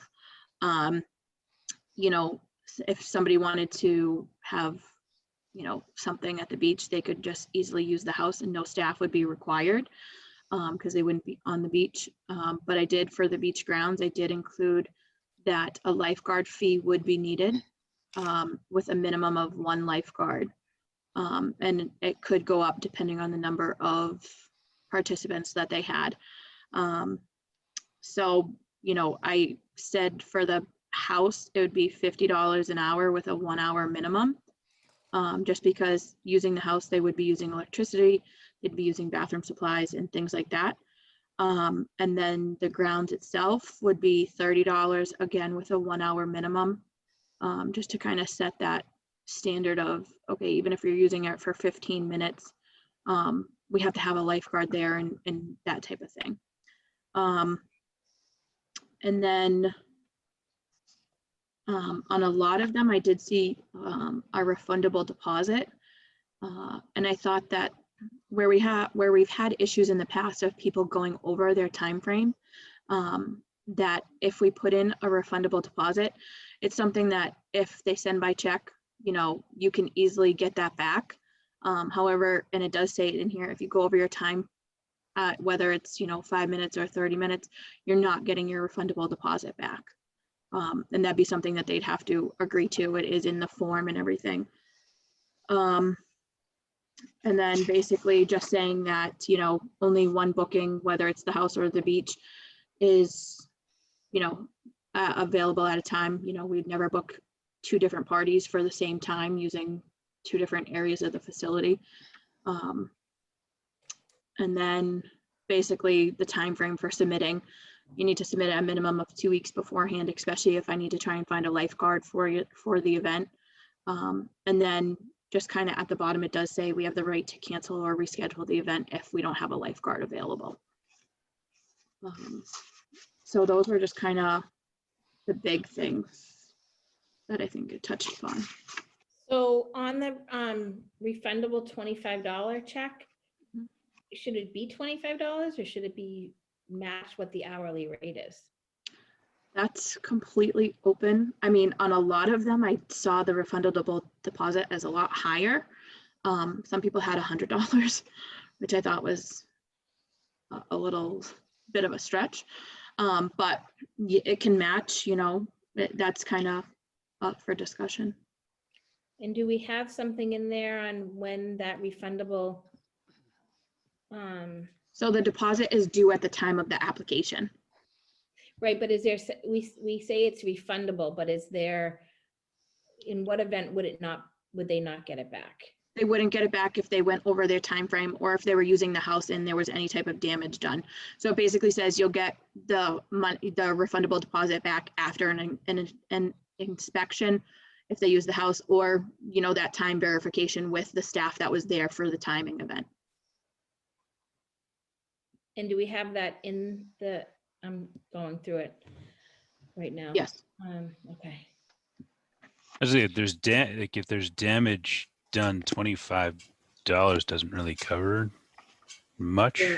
Would be my kind of question there. I would, and the other thing I wrote down related similarly, like so they go over they're renting the beach house, they go over, and it's $50 an hour. We're keeping $25 if they go over. It doesn't really matter. I mean, I think we either keep the deposit and they need to pay for the additional time. I would say, as opposed to just the refundable deposit. Like, I think they need to be responsible for any overages in terms of time, from that standpoint.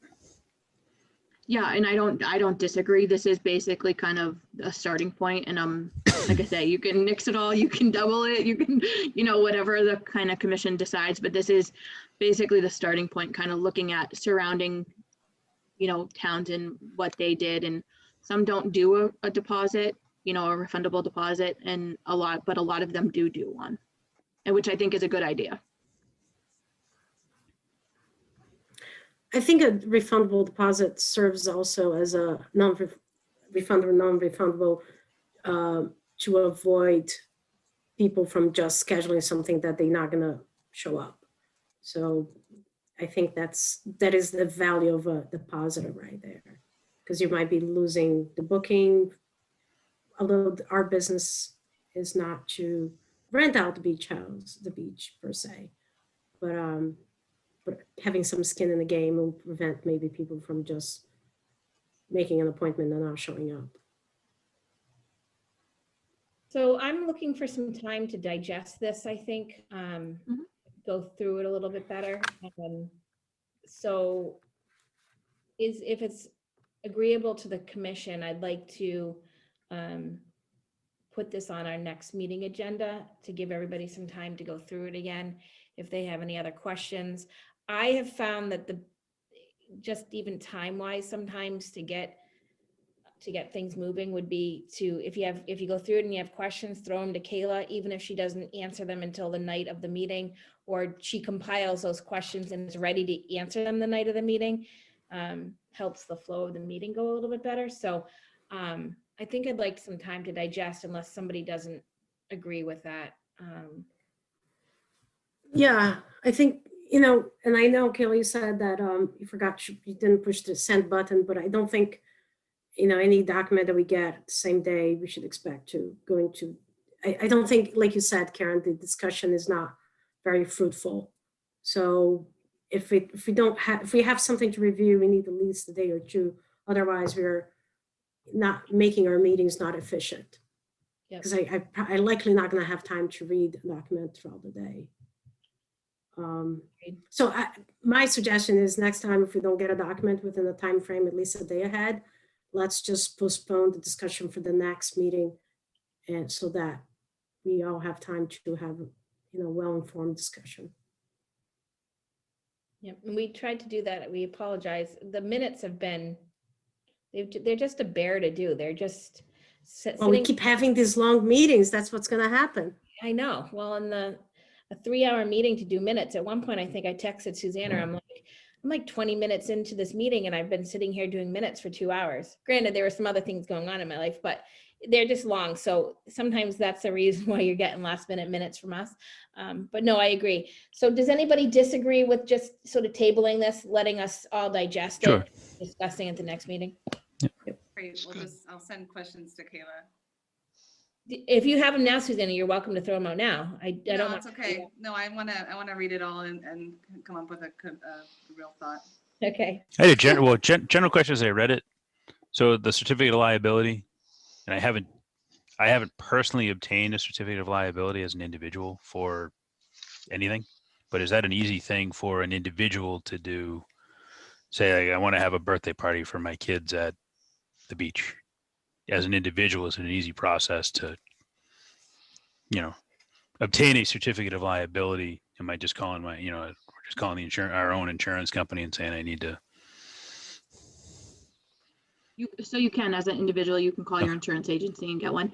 However, if we wanted to explore the option of birthday parties and stuff, I would probably change it a little bit to how other facilities do it, where every participant is signing a waiver, and then there's one responsible party, just because it may be a little bit easier. Okay. I like the word easier for people. Yeah. I do as well. Do you have anything else on that, Chris? No, it was just as I read it, I was just thinking to myself, like, if I wanted to go have an event there, like, what's my process to obtain a certificate of liability? I haven't, Right. done that before. Gotcha. Okay. All right, so we'll put that one on the next meeting. Let's see if we can plow through these pretty quickly so these minutes don't get out of hand. The next one is Marshall Park improvements discussion on short-term and master plan, including survey and design assistance. Dave, can you give a quick update on capital plan and where we sit currently with the request for Marshall Park planning budget-wise? Yeah, at our last capital planning meeting, the town manager, one of the topics that she needed clarified by the committee was that going forward, if additional funds were deemed available to fund more projects in the capital plan, we had some alternate projects that are going to be bid but set aside for the Ritter Building improvements. I guess I'll put it that way. And So she wanted to have direction from the committee as to if additional money were to come available, did we want those funded first, or did we want to move down the priority list? And I kept silent initially just to see what the rest of the committee would come up with for an answer. And very supportive of moving down the list. And our $50,000 for the work on Marshall Park is the very next project on the list. And they specifically mentioned that if we could fund that project, then we won't have a committee spinning their wheels for another year. They're very supportive of getting this master plan off the ground and executed. So I'm very optimistic. And in the discussion at Finance Committee meeting last night, there was more indication that there was expectation, not guarantee, but expectation that there would be more money put towards the capital plan. But there's, as always, a number of unknowns still to come across the town manager's desk before she makes those decisions and sets the final budget. So as I said at the last meeting, I think, even though I wasn't as optimistic last time, we need to continue moving forward with the project in any way we can. And in the back of my mind, thinking that we continue to move forward with the expectation that on July 1st, we're going to have that funding available to fund the first steps of whatever we decide we need to do first. I honestly think, and I had a meeting, as I said earlier, with the DPW director today, and he is still waiting to hear back on an estimated cost. It would not be an RFQ, but it will be an estimated number to do a complete survey of Marshall Park. And I really believe that especially before we do a final plan, before we put a shovel in the ground anywhere near a boundary line, that's got to be completed. We don't want to go through the fiasco of the tree cutting deal a few years ago. It cost the town a lot of money in mitigation, and just brought any project to a halt there at Marshall Park. Let's see what else. Discussion short term. Talked with him also about my thoughts about the track. So far, he's very much on board with a couple of variations on how we can resurface that track in late spring. We're going to have some more conversation about that going forward. And the thought of getting the picnic tables and a more extensive park in that small wooded area near Marshall Pond. He's more or less on board with that not being part of the master plan project, because as we talked about in the last meeting, it's really just a little bit of cleanup of brush and branches, and maybe put a little bit of gravel down and plunk a couple of picnic tables in that wooded area, and something over near the town pound, and we got our park. So that was more or less the discussion today that I had with him.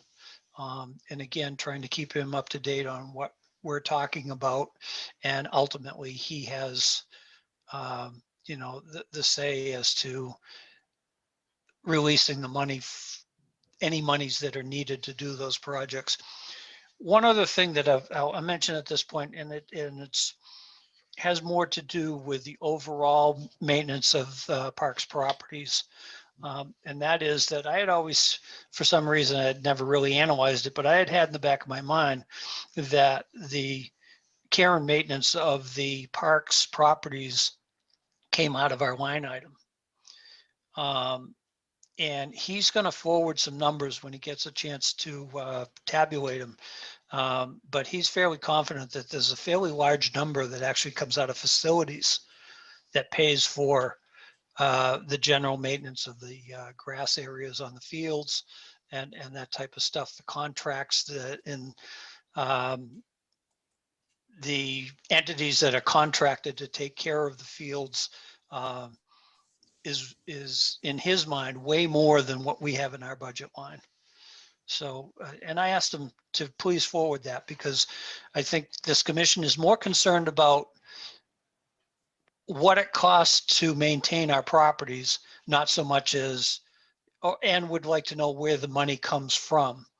I don't think you get a clear cost of what parks cost if you're paying for care and maintenance out of an account that doesn't show it as care and maintenance of parks. So once we thoroughly vet the numbers, I think we should have some discussion about how we maybe move those dollars into the parks line so that the general public sees what it actually costs to maintain these properties.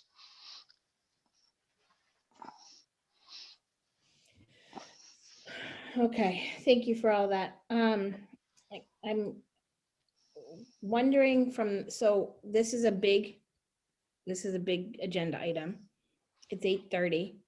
I'm wondering how deep we want to finish diving into some of this, or if we want to try to use our next meeting most of everything I think we need to do for upcoming spring seasons, we've already done through other policy. So I'm thinking that maybe we just have this feel like an hour of our next meeting to just discuss Marshall Park instead of trying to tag it on to the end of a meeting that's already been 2 hours. Yep, no, I have no problem with that. One comment though, Susanna sent something to me, and I think I'm the only one you forwarded that to. Is that correct? No, I did it individually so that just to avoid it. Oh, okay. Okay, no, that's fine. And my thought process was that if we had the time tonight, that we'd use that as a starting point and, pick it apart and see if there's anything on that list of stuff that you put together that we disagree on or want to pull off the list or whatever, but that's fine. We do that at another meeting. Maybe we we don't all need- do that. Maybe we all do that for each other, and then we can show up to the next meeting with knowing where everyone's at. So we can't share it. We all can't create a list and then share it outside of a meeting, because once you pull, even if you go individually, once you pull everybody into it, it becomes an open meeting law violation. That said, I feel like I sit through, do minutes, and then think to myself, wow, I totally forgot I said we were going to do this. So I think we should use Susanna's, like a template of what Susanna had come up with, and to create our own list. And then let's have a discussion at our next meeting over those lists. There's actually 2 things that have come out. So we have Susanna's email that has what sort of her thoughts were. And then we have the master list that Kayla came up with that was all ideas that we had submitted to her. We need to go through that list individually and say, this should not be considered part of the master plan. This would be considered part of the master plan. This is low-lying fruit that can be dealt with immediately. This is something that we shouldn't even consider. We need to go through that list and do that. We need to individually put some thought into, similar to what Susanna did, on some of those ideas and expanding on them a little bit. Chris did send me some also. Yeah, I thought we were doing that for tonight, so I had sent that Yeah, Chris to had Kayla sent already. it to me also. Yeah, we were, Chris, and then I realized that we do that like yesterday, and yesterday was. I took that. That's why I operated off that master list that Kayla had sent, and just took like some things that, like, well, this is automatically part of this. Like concession stand up to code is like that's not really part of maybe necessarily master plan. It's just that has to happen. Right. Things like that. So I had thinned that was list on the out a little bit. Tonight. I mean, we can certainly go through it. I'm just, honestly, I've had to. No, if everyone hasn't, we should make sure that everyone is on the same page. So if we take that list and maybe everyone send that to Kayla, and Kayla can compile it, I guess would be the way to go about that. Yep, that works for me. The only other thing that I want to add to that, and Chris, you brought it up and I thought I put it on the agenda, but now I don't see it. We had started talking about policy. One thing It's that on there, number oh, 10. did I? Yeah, item 10. So it's right after the next item. Okay, all right, so I won't talk about it now. All right, so let's table this discussion. Let's do, like, seriously, let's do our homework on this. And let's, like, come ready to the next meeting.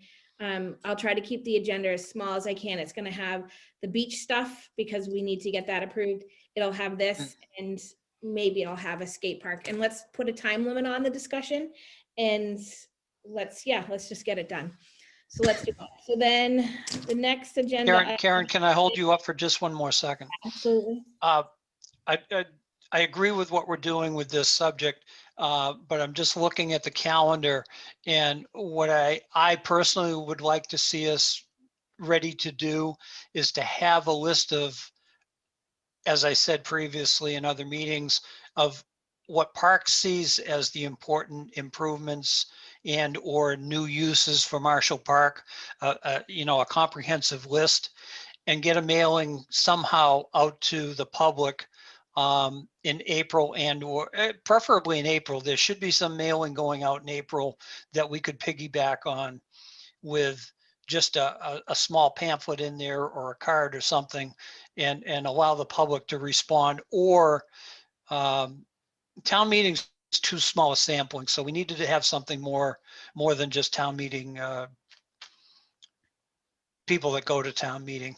So I'd like to get it out in one of the town-wide mailings, whether it be a tax bill for the next quarter around that time or whatever. Because I think So- that piece of feedback needs to be involved once we get our thoughts together. Agreed. Anna? Well, I mean, so probably what I'm gonna say is not the best, it's contradicting Dave a little bit. That's fine, go ahead. No, it's important. Okay, that we- sorry about that. No. That's I why think, we have multiple members. right, well, I think, like, between us, it's a really large list that we already have. And there's a limited amount of what can be done within the park. And I don't think anyone's going to come in and say, indoor ice rink. I think, instead of putting our energy and efforts on doing another mail out, because I think we did a year or so ago, one that what was asked, I think it came with our tax bill. It was open space. It was the open space survey. Open space, but we did get some feedback from the community on that. I don't think what we can put in the park and what we can achieve will differ much. I think if we put our energy on just moving some of our thoughts forward, there will be time for people to come and give feedback, but I would like us to, if possible, get a few things moving towards getting it done versus spending a lot of time talking about it. So I think putting a mailing out, you're going to create a much larger time. You're going to increase the timeline for us to take any action. So that's the part that I disagree a little bit. I think if the mailing goes out or it's a Google survey or something, I think that we talked about this before. One of the last when we started this list was to take our ideas, get a list together, whittle that list down, and then send that out to the public so that everyone's buying into this Marshall Park master plan. I mean, I think that's an important piece of this is as citizens of this town, they're going to need to feel that they have input before we just, as a commission, present like, here's our idea. And now, you all need to buy into this. I think it's important for us to be able to take a list of our ideas, whittle that down and explain to the public that we've put some considerable thought into it. And this is kind of our thoughts right now. Does anyone have any thoughts outside of these ideas that you feel might be important to include in Marshall Park? And if there's a trend that comes back on those responses, and again, I think it's a limited time window. Like, we're not saying like, hey, over the next 6 months, give us your feedback on Marshall Park. I think it's a limited time window. Again, whether it's a Google survey that we share on the Lunenburg discussion group on Facebook or whatever, or it's in the mail or whatever it is, it's a limited survey saying these are the ideas we have. Do you, and then there's just a simple line for other. and what is someone's thought on any other, and maybe we see a trend that there are, a series of people that come up with a great idea that we as a commission didn't think about. But if we're going to go through and put our due diligence into a capital plan for the park, we need to be soliciting some sort of feedback from the taxpayers at an early stage of the process. And I agree with you. I think throughout the process and what I saw with the new school, well, that's now a few years older, is that throughout the process of executing and planning and doing more planning, there are opportunities for the members for the public to participate. So all I'm saying is that the starting point doesn't have to be that. We can set, we can start with a few things and start moving forward and request that feedback as we go along. But with the purpose of keeping moving things forward, if we all want to do, a survey of some sort, let's do it. I do think I actually agree with all of you to some extent. Getting town folks involved, because when they're involved and they they feel like they have a piece of the puzzle, the support it's not a difficult fight. And I think that's important. These are the parks that our community is using. We want to make sure we have stuff in there that they want. And if there's something that they don't want to support in terms of rehabbing at Marshall Park, then if it's blatantly clear that they're not going to support, I don't know, putting in a brand new bathhouse, if that was on the list, then we may decide it pretty early on that we're not going to get the support for it and we're not going to go forward with it. So I do think that's important. I do think it can be done.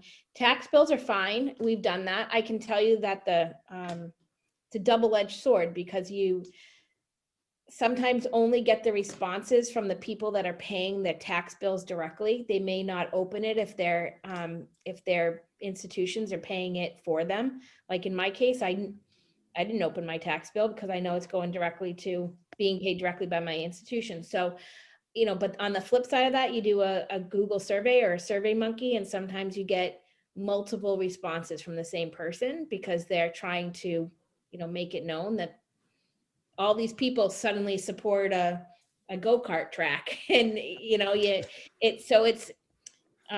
think you'd ask for an address, or you ask for an email or something like that. And if you want to go ahead and create 10 email addresses to say you want to go-kart park in Marshall Park, then good on you. I think I might do that. We can, that's something that we're not going to end up deciding tonight. So everybody can, think about that piece as well. It's still part of the Marshall Park plan. And I think once we get a better idea of what we're whittling things down to, will give us a better idea of what type of information and feedback we need from the community. So I think it'll put us in the right direction. So, all right, let's get off of this topic. The next one should be an easy one. Volunteer day and project discussion. So we had talked about this at the last meeting. One of the dates that's currently floating around is Earth Day, which is Saturday, April 10th? 22nd. Oh no, Earth Day actually is Thursday. Earth Day is Thursday's 22nd. Yes. That was something I was going to bring up. Thursday is always on April 22nd. I actually looked this up to try to find out why it was on a Thursday, but it's always on April 22nd. I was going to propose that if we are trying to do something in conjunction with that, we do it on the Saturday after Earth Day. Yeah. So I have a couple of thoughts on this. I think it's a spectacular idea. I'm COVID concerned though, especially as we see some changes starting to happen in numbers. And I think things are going to start opening up more, but I still think that there's a growing concern. I'm wondering if we could do almost like a sign up. So have Kayla and the group can email some ideas to her, put together a sign up of projects that can be done on that Saturday. some of them can be done at the same location, but they'd be signing up for a specific project versus everybody showing up down there and being in a group for direction. You know, maybe somebody says, I'll collect trash that day. And, you know, they just go down there on that day and collect trash. You know, projects that are easy to do that will make a sudden impact, but something that they could sign up for, and we could encourage it to be a family event, so that, you know, you can do it alone or you can do it with your family. You can bring your kids or you can bring your husband, you know, however you want to do it type thing. It was my sort of thought, but I do like the idea of it around Earth Day. Question? Is Yeah. that for all, is that for all parks properties we're talking about? Why not?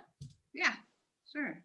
I'm good with it. And to be honest with you, I don't necessarily have, especially in COVID times, if maybe people don't want to be together at a park, because there's still plenty of people in town that really have continued to isolate because of their concerns.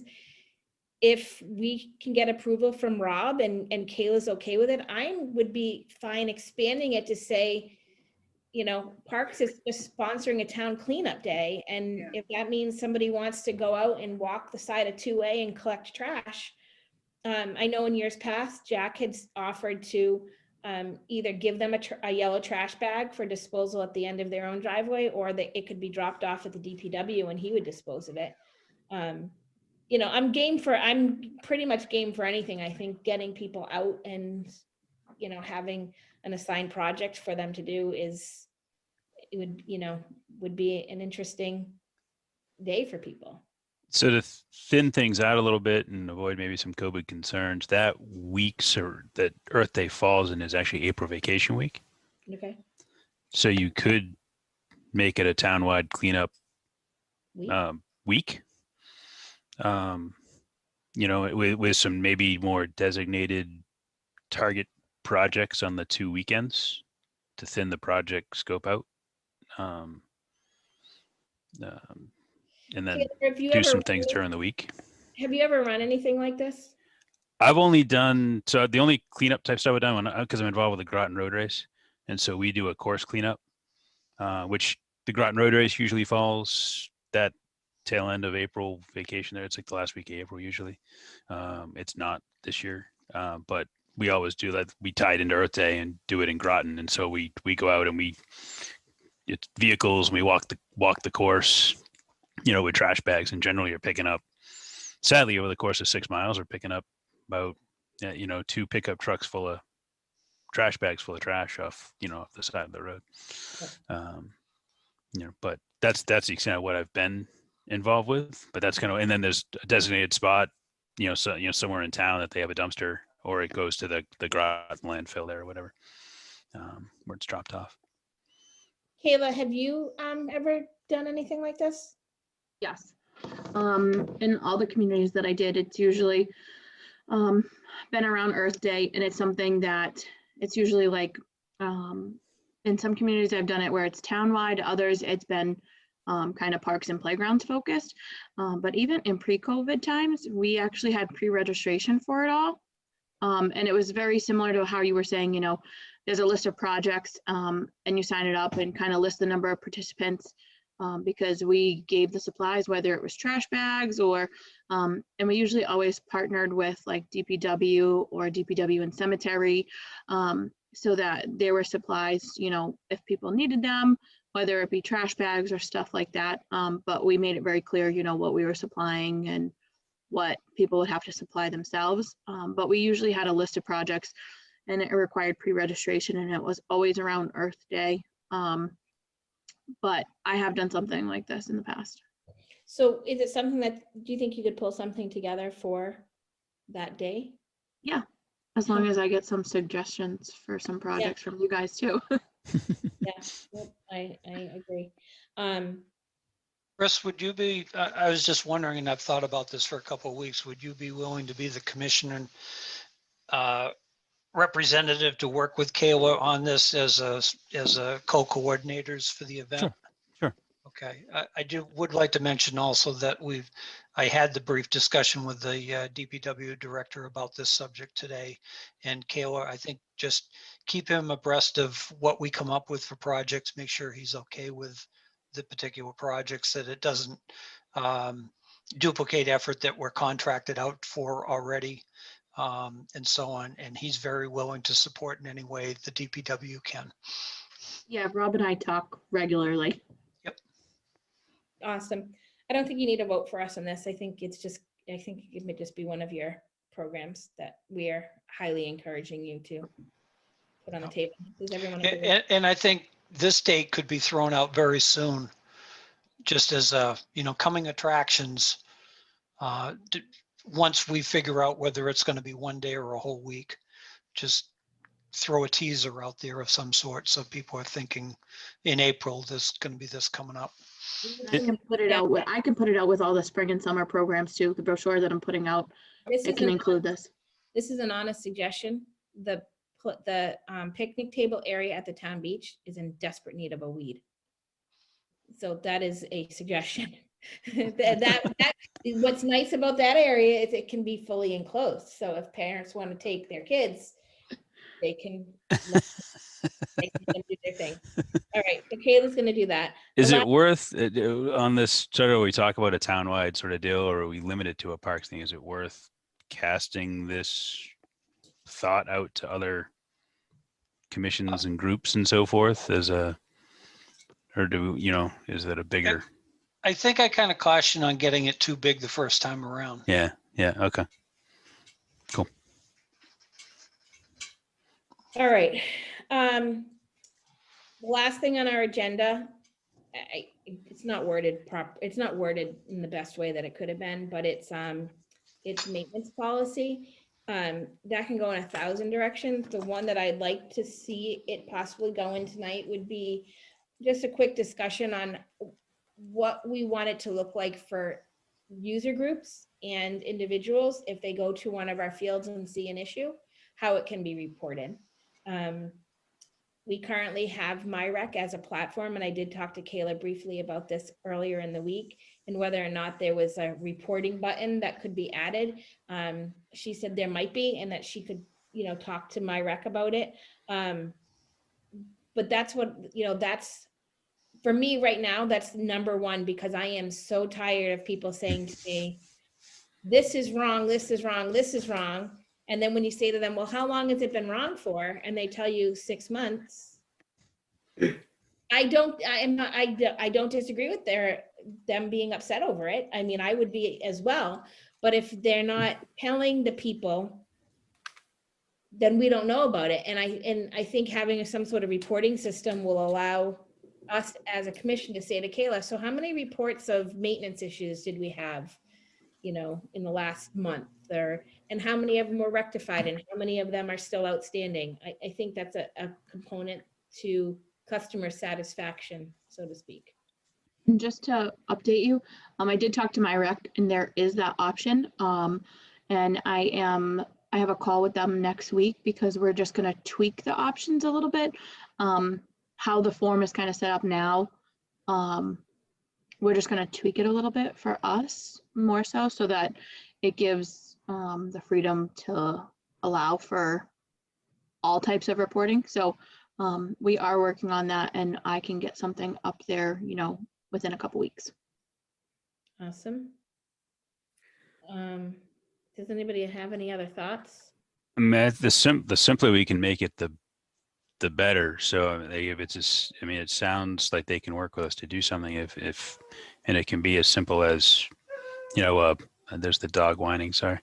A button on the Lunenburg Parks page, it just says report maintenance issue or whatever the phrase is, and it takes you into a very simple, form of where's the issue, what's your contact info, so we can call you to discuss it, and a date timestamp kind of deal, so we have it. Then yeah, and that's basically what we're tweaking to make it easier, because the way that they have a kind of a reporting system set up now, it's in my opinion, has way too many steps. And I wouldn't report an issue that way. So Yeah. we're tweaking it so that it's, you know, kind of a one-stop shop. Like this is all of it, and then hit submit. Yeah, like a quick, yeah, Google, almost like a Google form kind of deal, and Mhm. it just away it goes. Yep.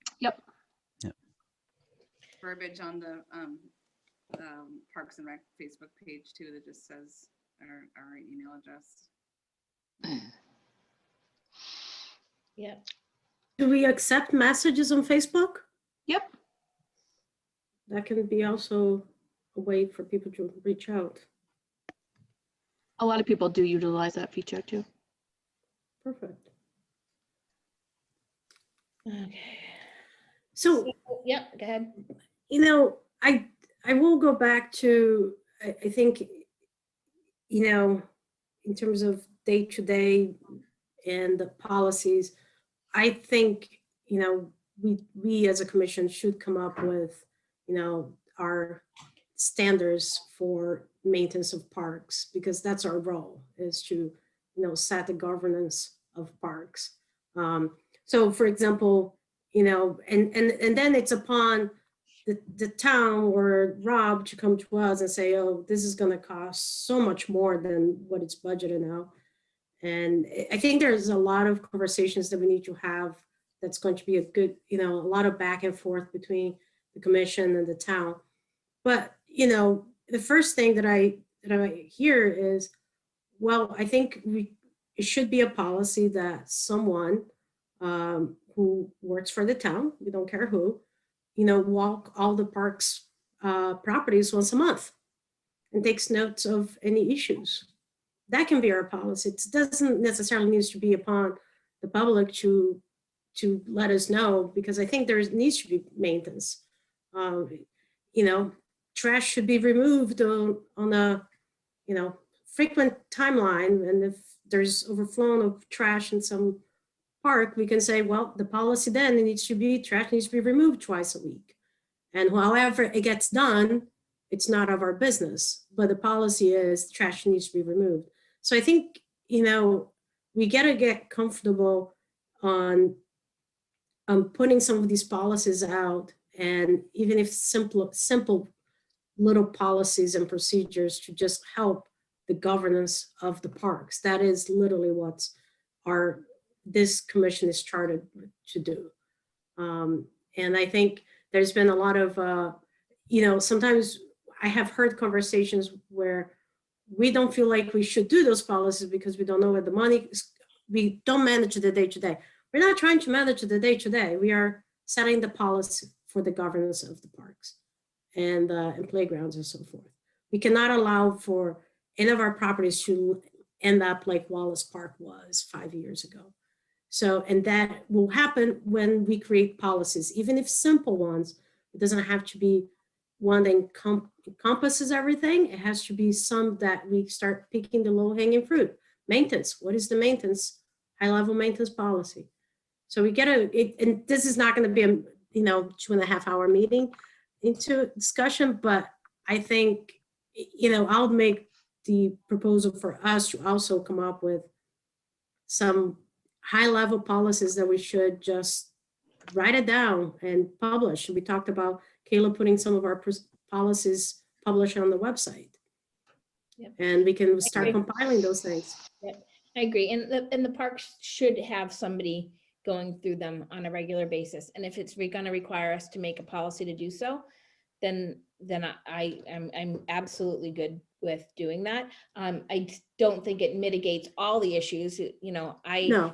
Although I hear, people say to me, oh, this is broken. And I say, how long? And I have legitimately been told 6 months. And we're currently dealing with one of those issues of a sign down at Fitzgerald Field on Reservoir Road. That report came into us back in the fall. And I've brought it up a couple of times and the sign is still there. So we're still dealing with stuff like that. But even like, Dave Passios had walked Marshall Park earlier this year and found a broken window and an overturned porta potty. And those are things that wouldn't have gotten, if they happened the day after a monthly walkthrough, a member of our staff might not have been aware of that. So ways for people to submit those issues, I think that's going to just be multifaceted in the way that it gets approached. But I do agree with you on having somebody walk through our parks on a monthly basis, and, you know, being on the lookout for stuff like that. Right, I mean, Dave asked Rob to send someone down to the beach house at least a couple of times during the winter to make sure that nothing had gone, you know, pipe frozen or something. And you know, and it's casual enough that Rob might send someone there or not. But if we don't make it as a policy and we don't request a feedback or a report of our policies, how do we know it gets done, right? And there's no way for him to know that, hey, that was a policy, was an ask. So we just gotta get comfortable and start putting some of those things together and putting them out there. So my thought on that, I do agree with you. And I think that, I think some of the best way to start working on policies is to actually say to, like, I think that's a great idea for somebody to walk through. I don't think any of us would disagree with that. So if you could throw some wording together for our next meeting that we could look at, it just saves the round and round of trying to come up with something. You know, When is our next meeting? Do we have that we're date about to yet? decide that. Oh, okay. I was gonna put a reminder on my calendar to have something. Yeah, we're gonna put that in, and I apologize. I am absolutely exhausted this evening, so I'm like spacing out here. So, all right. So, Kayla, I don't think we need to motion at this point on. I think let's let her figure out the rest of my rec and getting that piece of the puzzle, and then if we want to motion an official policy on it next meeting, we can do so. Yeah, if they're willing to work with us on it, then and make it simple, then it seems to make sense. Yeah, I agree. All right, let's decide on our next meeting date. Get to any other business before you go to that one? Yeah, thank you, Chris. I don't, but it's on the agenda. Nope, and I don't want to cut anything out. I don't, because this is where public participation comes in anyway. Do we have any board comment or public comments on any topic at this point? Actually, I do have one question, actually. Oh, Yeah, Dave does. Dave, go ahead. Oh, Dave, go ahead, Dave was Chris, waving you his go hands first. vigorously. No, I was less forcing them. vigorous. I do have something to bring up. Go ahead, Chris. Do we need any I know Karen and I had emailed about the skating at Marshall Park and so forth. Do we need any signage down there? So right now, it's not really sanctioned by us. Right. No, I understand that. I just didn't know if in a general sense we need any sort of, because it is Parks property. Is skate at your own risk? Yeah, I love seeing it. It's awesome. Like I said, they were down there with water earlier tonight, and I'm trying to find the old hockey equipment. I haven't gotten a response from the. My guess town is that manager, the equipment was sold with that. He's sure those benches that are out there on Leominster Road are the old benches that were from Yep. Marshall Park. Kayla, can you look to see, and Chris has a good point on that.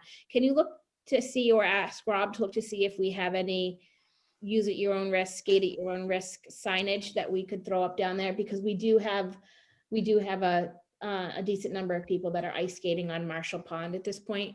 And I don't know what our liability would be if there was an issue down there where it is. Yeah, I don't want to scare people off from it, I don't either, but I love seeing it. And I love seeing my neighbor go down the street with his snowblower to go clean it off. Go clean it. And when you go to that pond, if you knock on the white house, It's not white.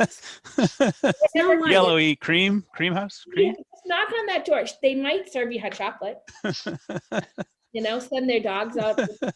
Yeah. I don't know. That's where the hose came from this afternoon. I wasn't sure. Yeah, one other thing on the Marshall Pond, Kayla, you might talk with Rob. It's not an issue right now, but if we get any rainstorms and we start getting water flow under the ice, that area around the cage that is the outlet of the pond, that ice gets thin really quick just right around that outlet because the water is moving. I think it would be worth having some cones around that area just to just to keep people from going right over there and looking inside the cage and stuff, because they're going to end up over their knees in water if that does get thin going forward. The rest of the pond, solid as a rock at this point. Not on the edges. The pond is, so if we see where the post line, they used to be, which was probably at some point dry land, now is sort of like in the muck. And so there is, and my neighbor who's been here for many, many decades, she has said the pond has grown in its width. And probably because there's a lot of weeds that just keep pushing the water to the side. Yeah. And the edges are actually, the ice is not very thick because it's too close to it's very shallow and it's close to the ground, and the dirt ends up keeping it, isolating, if that's the term. So near the edge, near the edge is not as frozen solid as the other part. So Chris, tell your neighbor to be careful there, because they're hockey people. They definitely know the ice for sure. It just kind of dawned on me, that whole kind of just dawned on me, just in case. Yeah. Dave, did you have something else? Yeah, this has to do with an ongoing issue that we've had at Marshall Park. Kayla, I just sent you some photos on your Lunenburg Online account. I'm not so sure we want to do anything with this at this point, but I've been meaning to send those to you. The dumpster at the Little League field, number one, is still there. Number two, the covers are not locked shut. And the dumpster, the last time I checked it, which would probably have been 2 weeks ago, and I sent you the pictures, is full of flat screen TVs, all kinds of trash. And there is a box from, and I forget the vendor, but there's a box there with an address, name and address on it. So I forwarded that to you. Thought maybe you might brush that by Rob and see if we want to, do anything about that. And we really need to do something about things like that we don't own, that are sitting on our properties and collecting trash that, ends up having to be taken care of because the container's there. Agreed. Kayla, at a minimum, can you, obviously this needs to be dealt with as a whole, but can you send a message over to Little League and tell them to get that dumpster locked? And yeah, we need to create a policy on that. They also have I believe they still have a metal storage unit over at Fitzgerald Field. Dave, did you notice that? There is. Yeah, I was down there a few weeks ago. I go out, if I'm in town, I go out for 2 hours every Saturday, midday, and I visit some part of town and our properties. It's just something that gets me out of the house and is getting me used to what the issues are at the different locations. On that. All right. Does anybody have anything else tonight? Everybody get their calendars out, please, and tell me what your availability is for next month. According to Dave, it needs to be before March 15 because of the. I would like it to be. Actually, I think it needs to be before March 9th. Yep. Okay. Just to be sure, we've got a Board of Selectmen's meeting in there before the 15th. I would propose something in the first week of March. Do we like the Friday nights meetings before Valentine's even? And we're all here? I guess This is a good experiment. But I'm not sure I want to do them very often. Really? One of the pluses is it doesn't interfere with any other meetings, because nobody else has them on Fridays. What is Yeah. March? There's a reason for that, Dave. I can do whatever. I don't care what day for March. I have to be honest, I do like and I know I was late, but it was an excuse for me to leave earlier.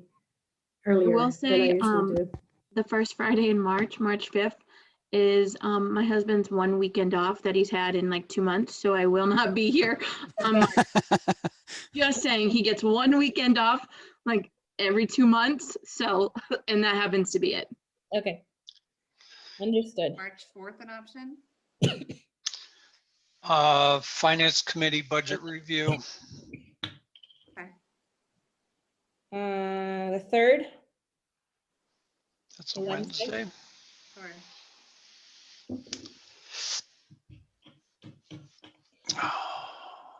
Yeah, I can do the 3rd. I just will have to leave at like 8:15 because I have kids that night. Anna, does that work for you? Chris, does the 3rd work for you? I mean, it seems to be the only day. It's- Wednesday is yeah, a first, busier first, day. second, third is I mean, we fine. can go back. I could do the 1st, 2nd, or 3rd. I was I just can- backpedaling If on. if we have targeted items on the agenda and Susanna has to leave for early, I mean, it sounds like a couple of things on our agenda are maybe some discussions. I could do the 1st, 2nd, or 3rd too. And if we do the Marshall discussion earlier in the meeting, then that's good. All right, somebody pick a date. First, March 1st. March March 1st. All right, Dave. 6:30. 6:30. Right, I'll put in a request. I'm going to tell you what our agenda is right now. We're going to discuss Marshall Park. We're going to discuss the beach stuff that we had to kick down the line.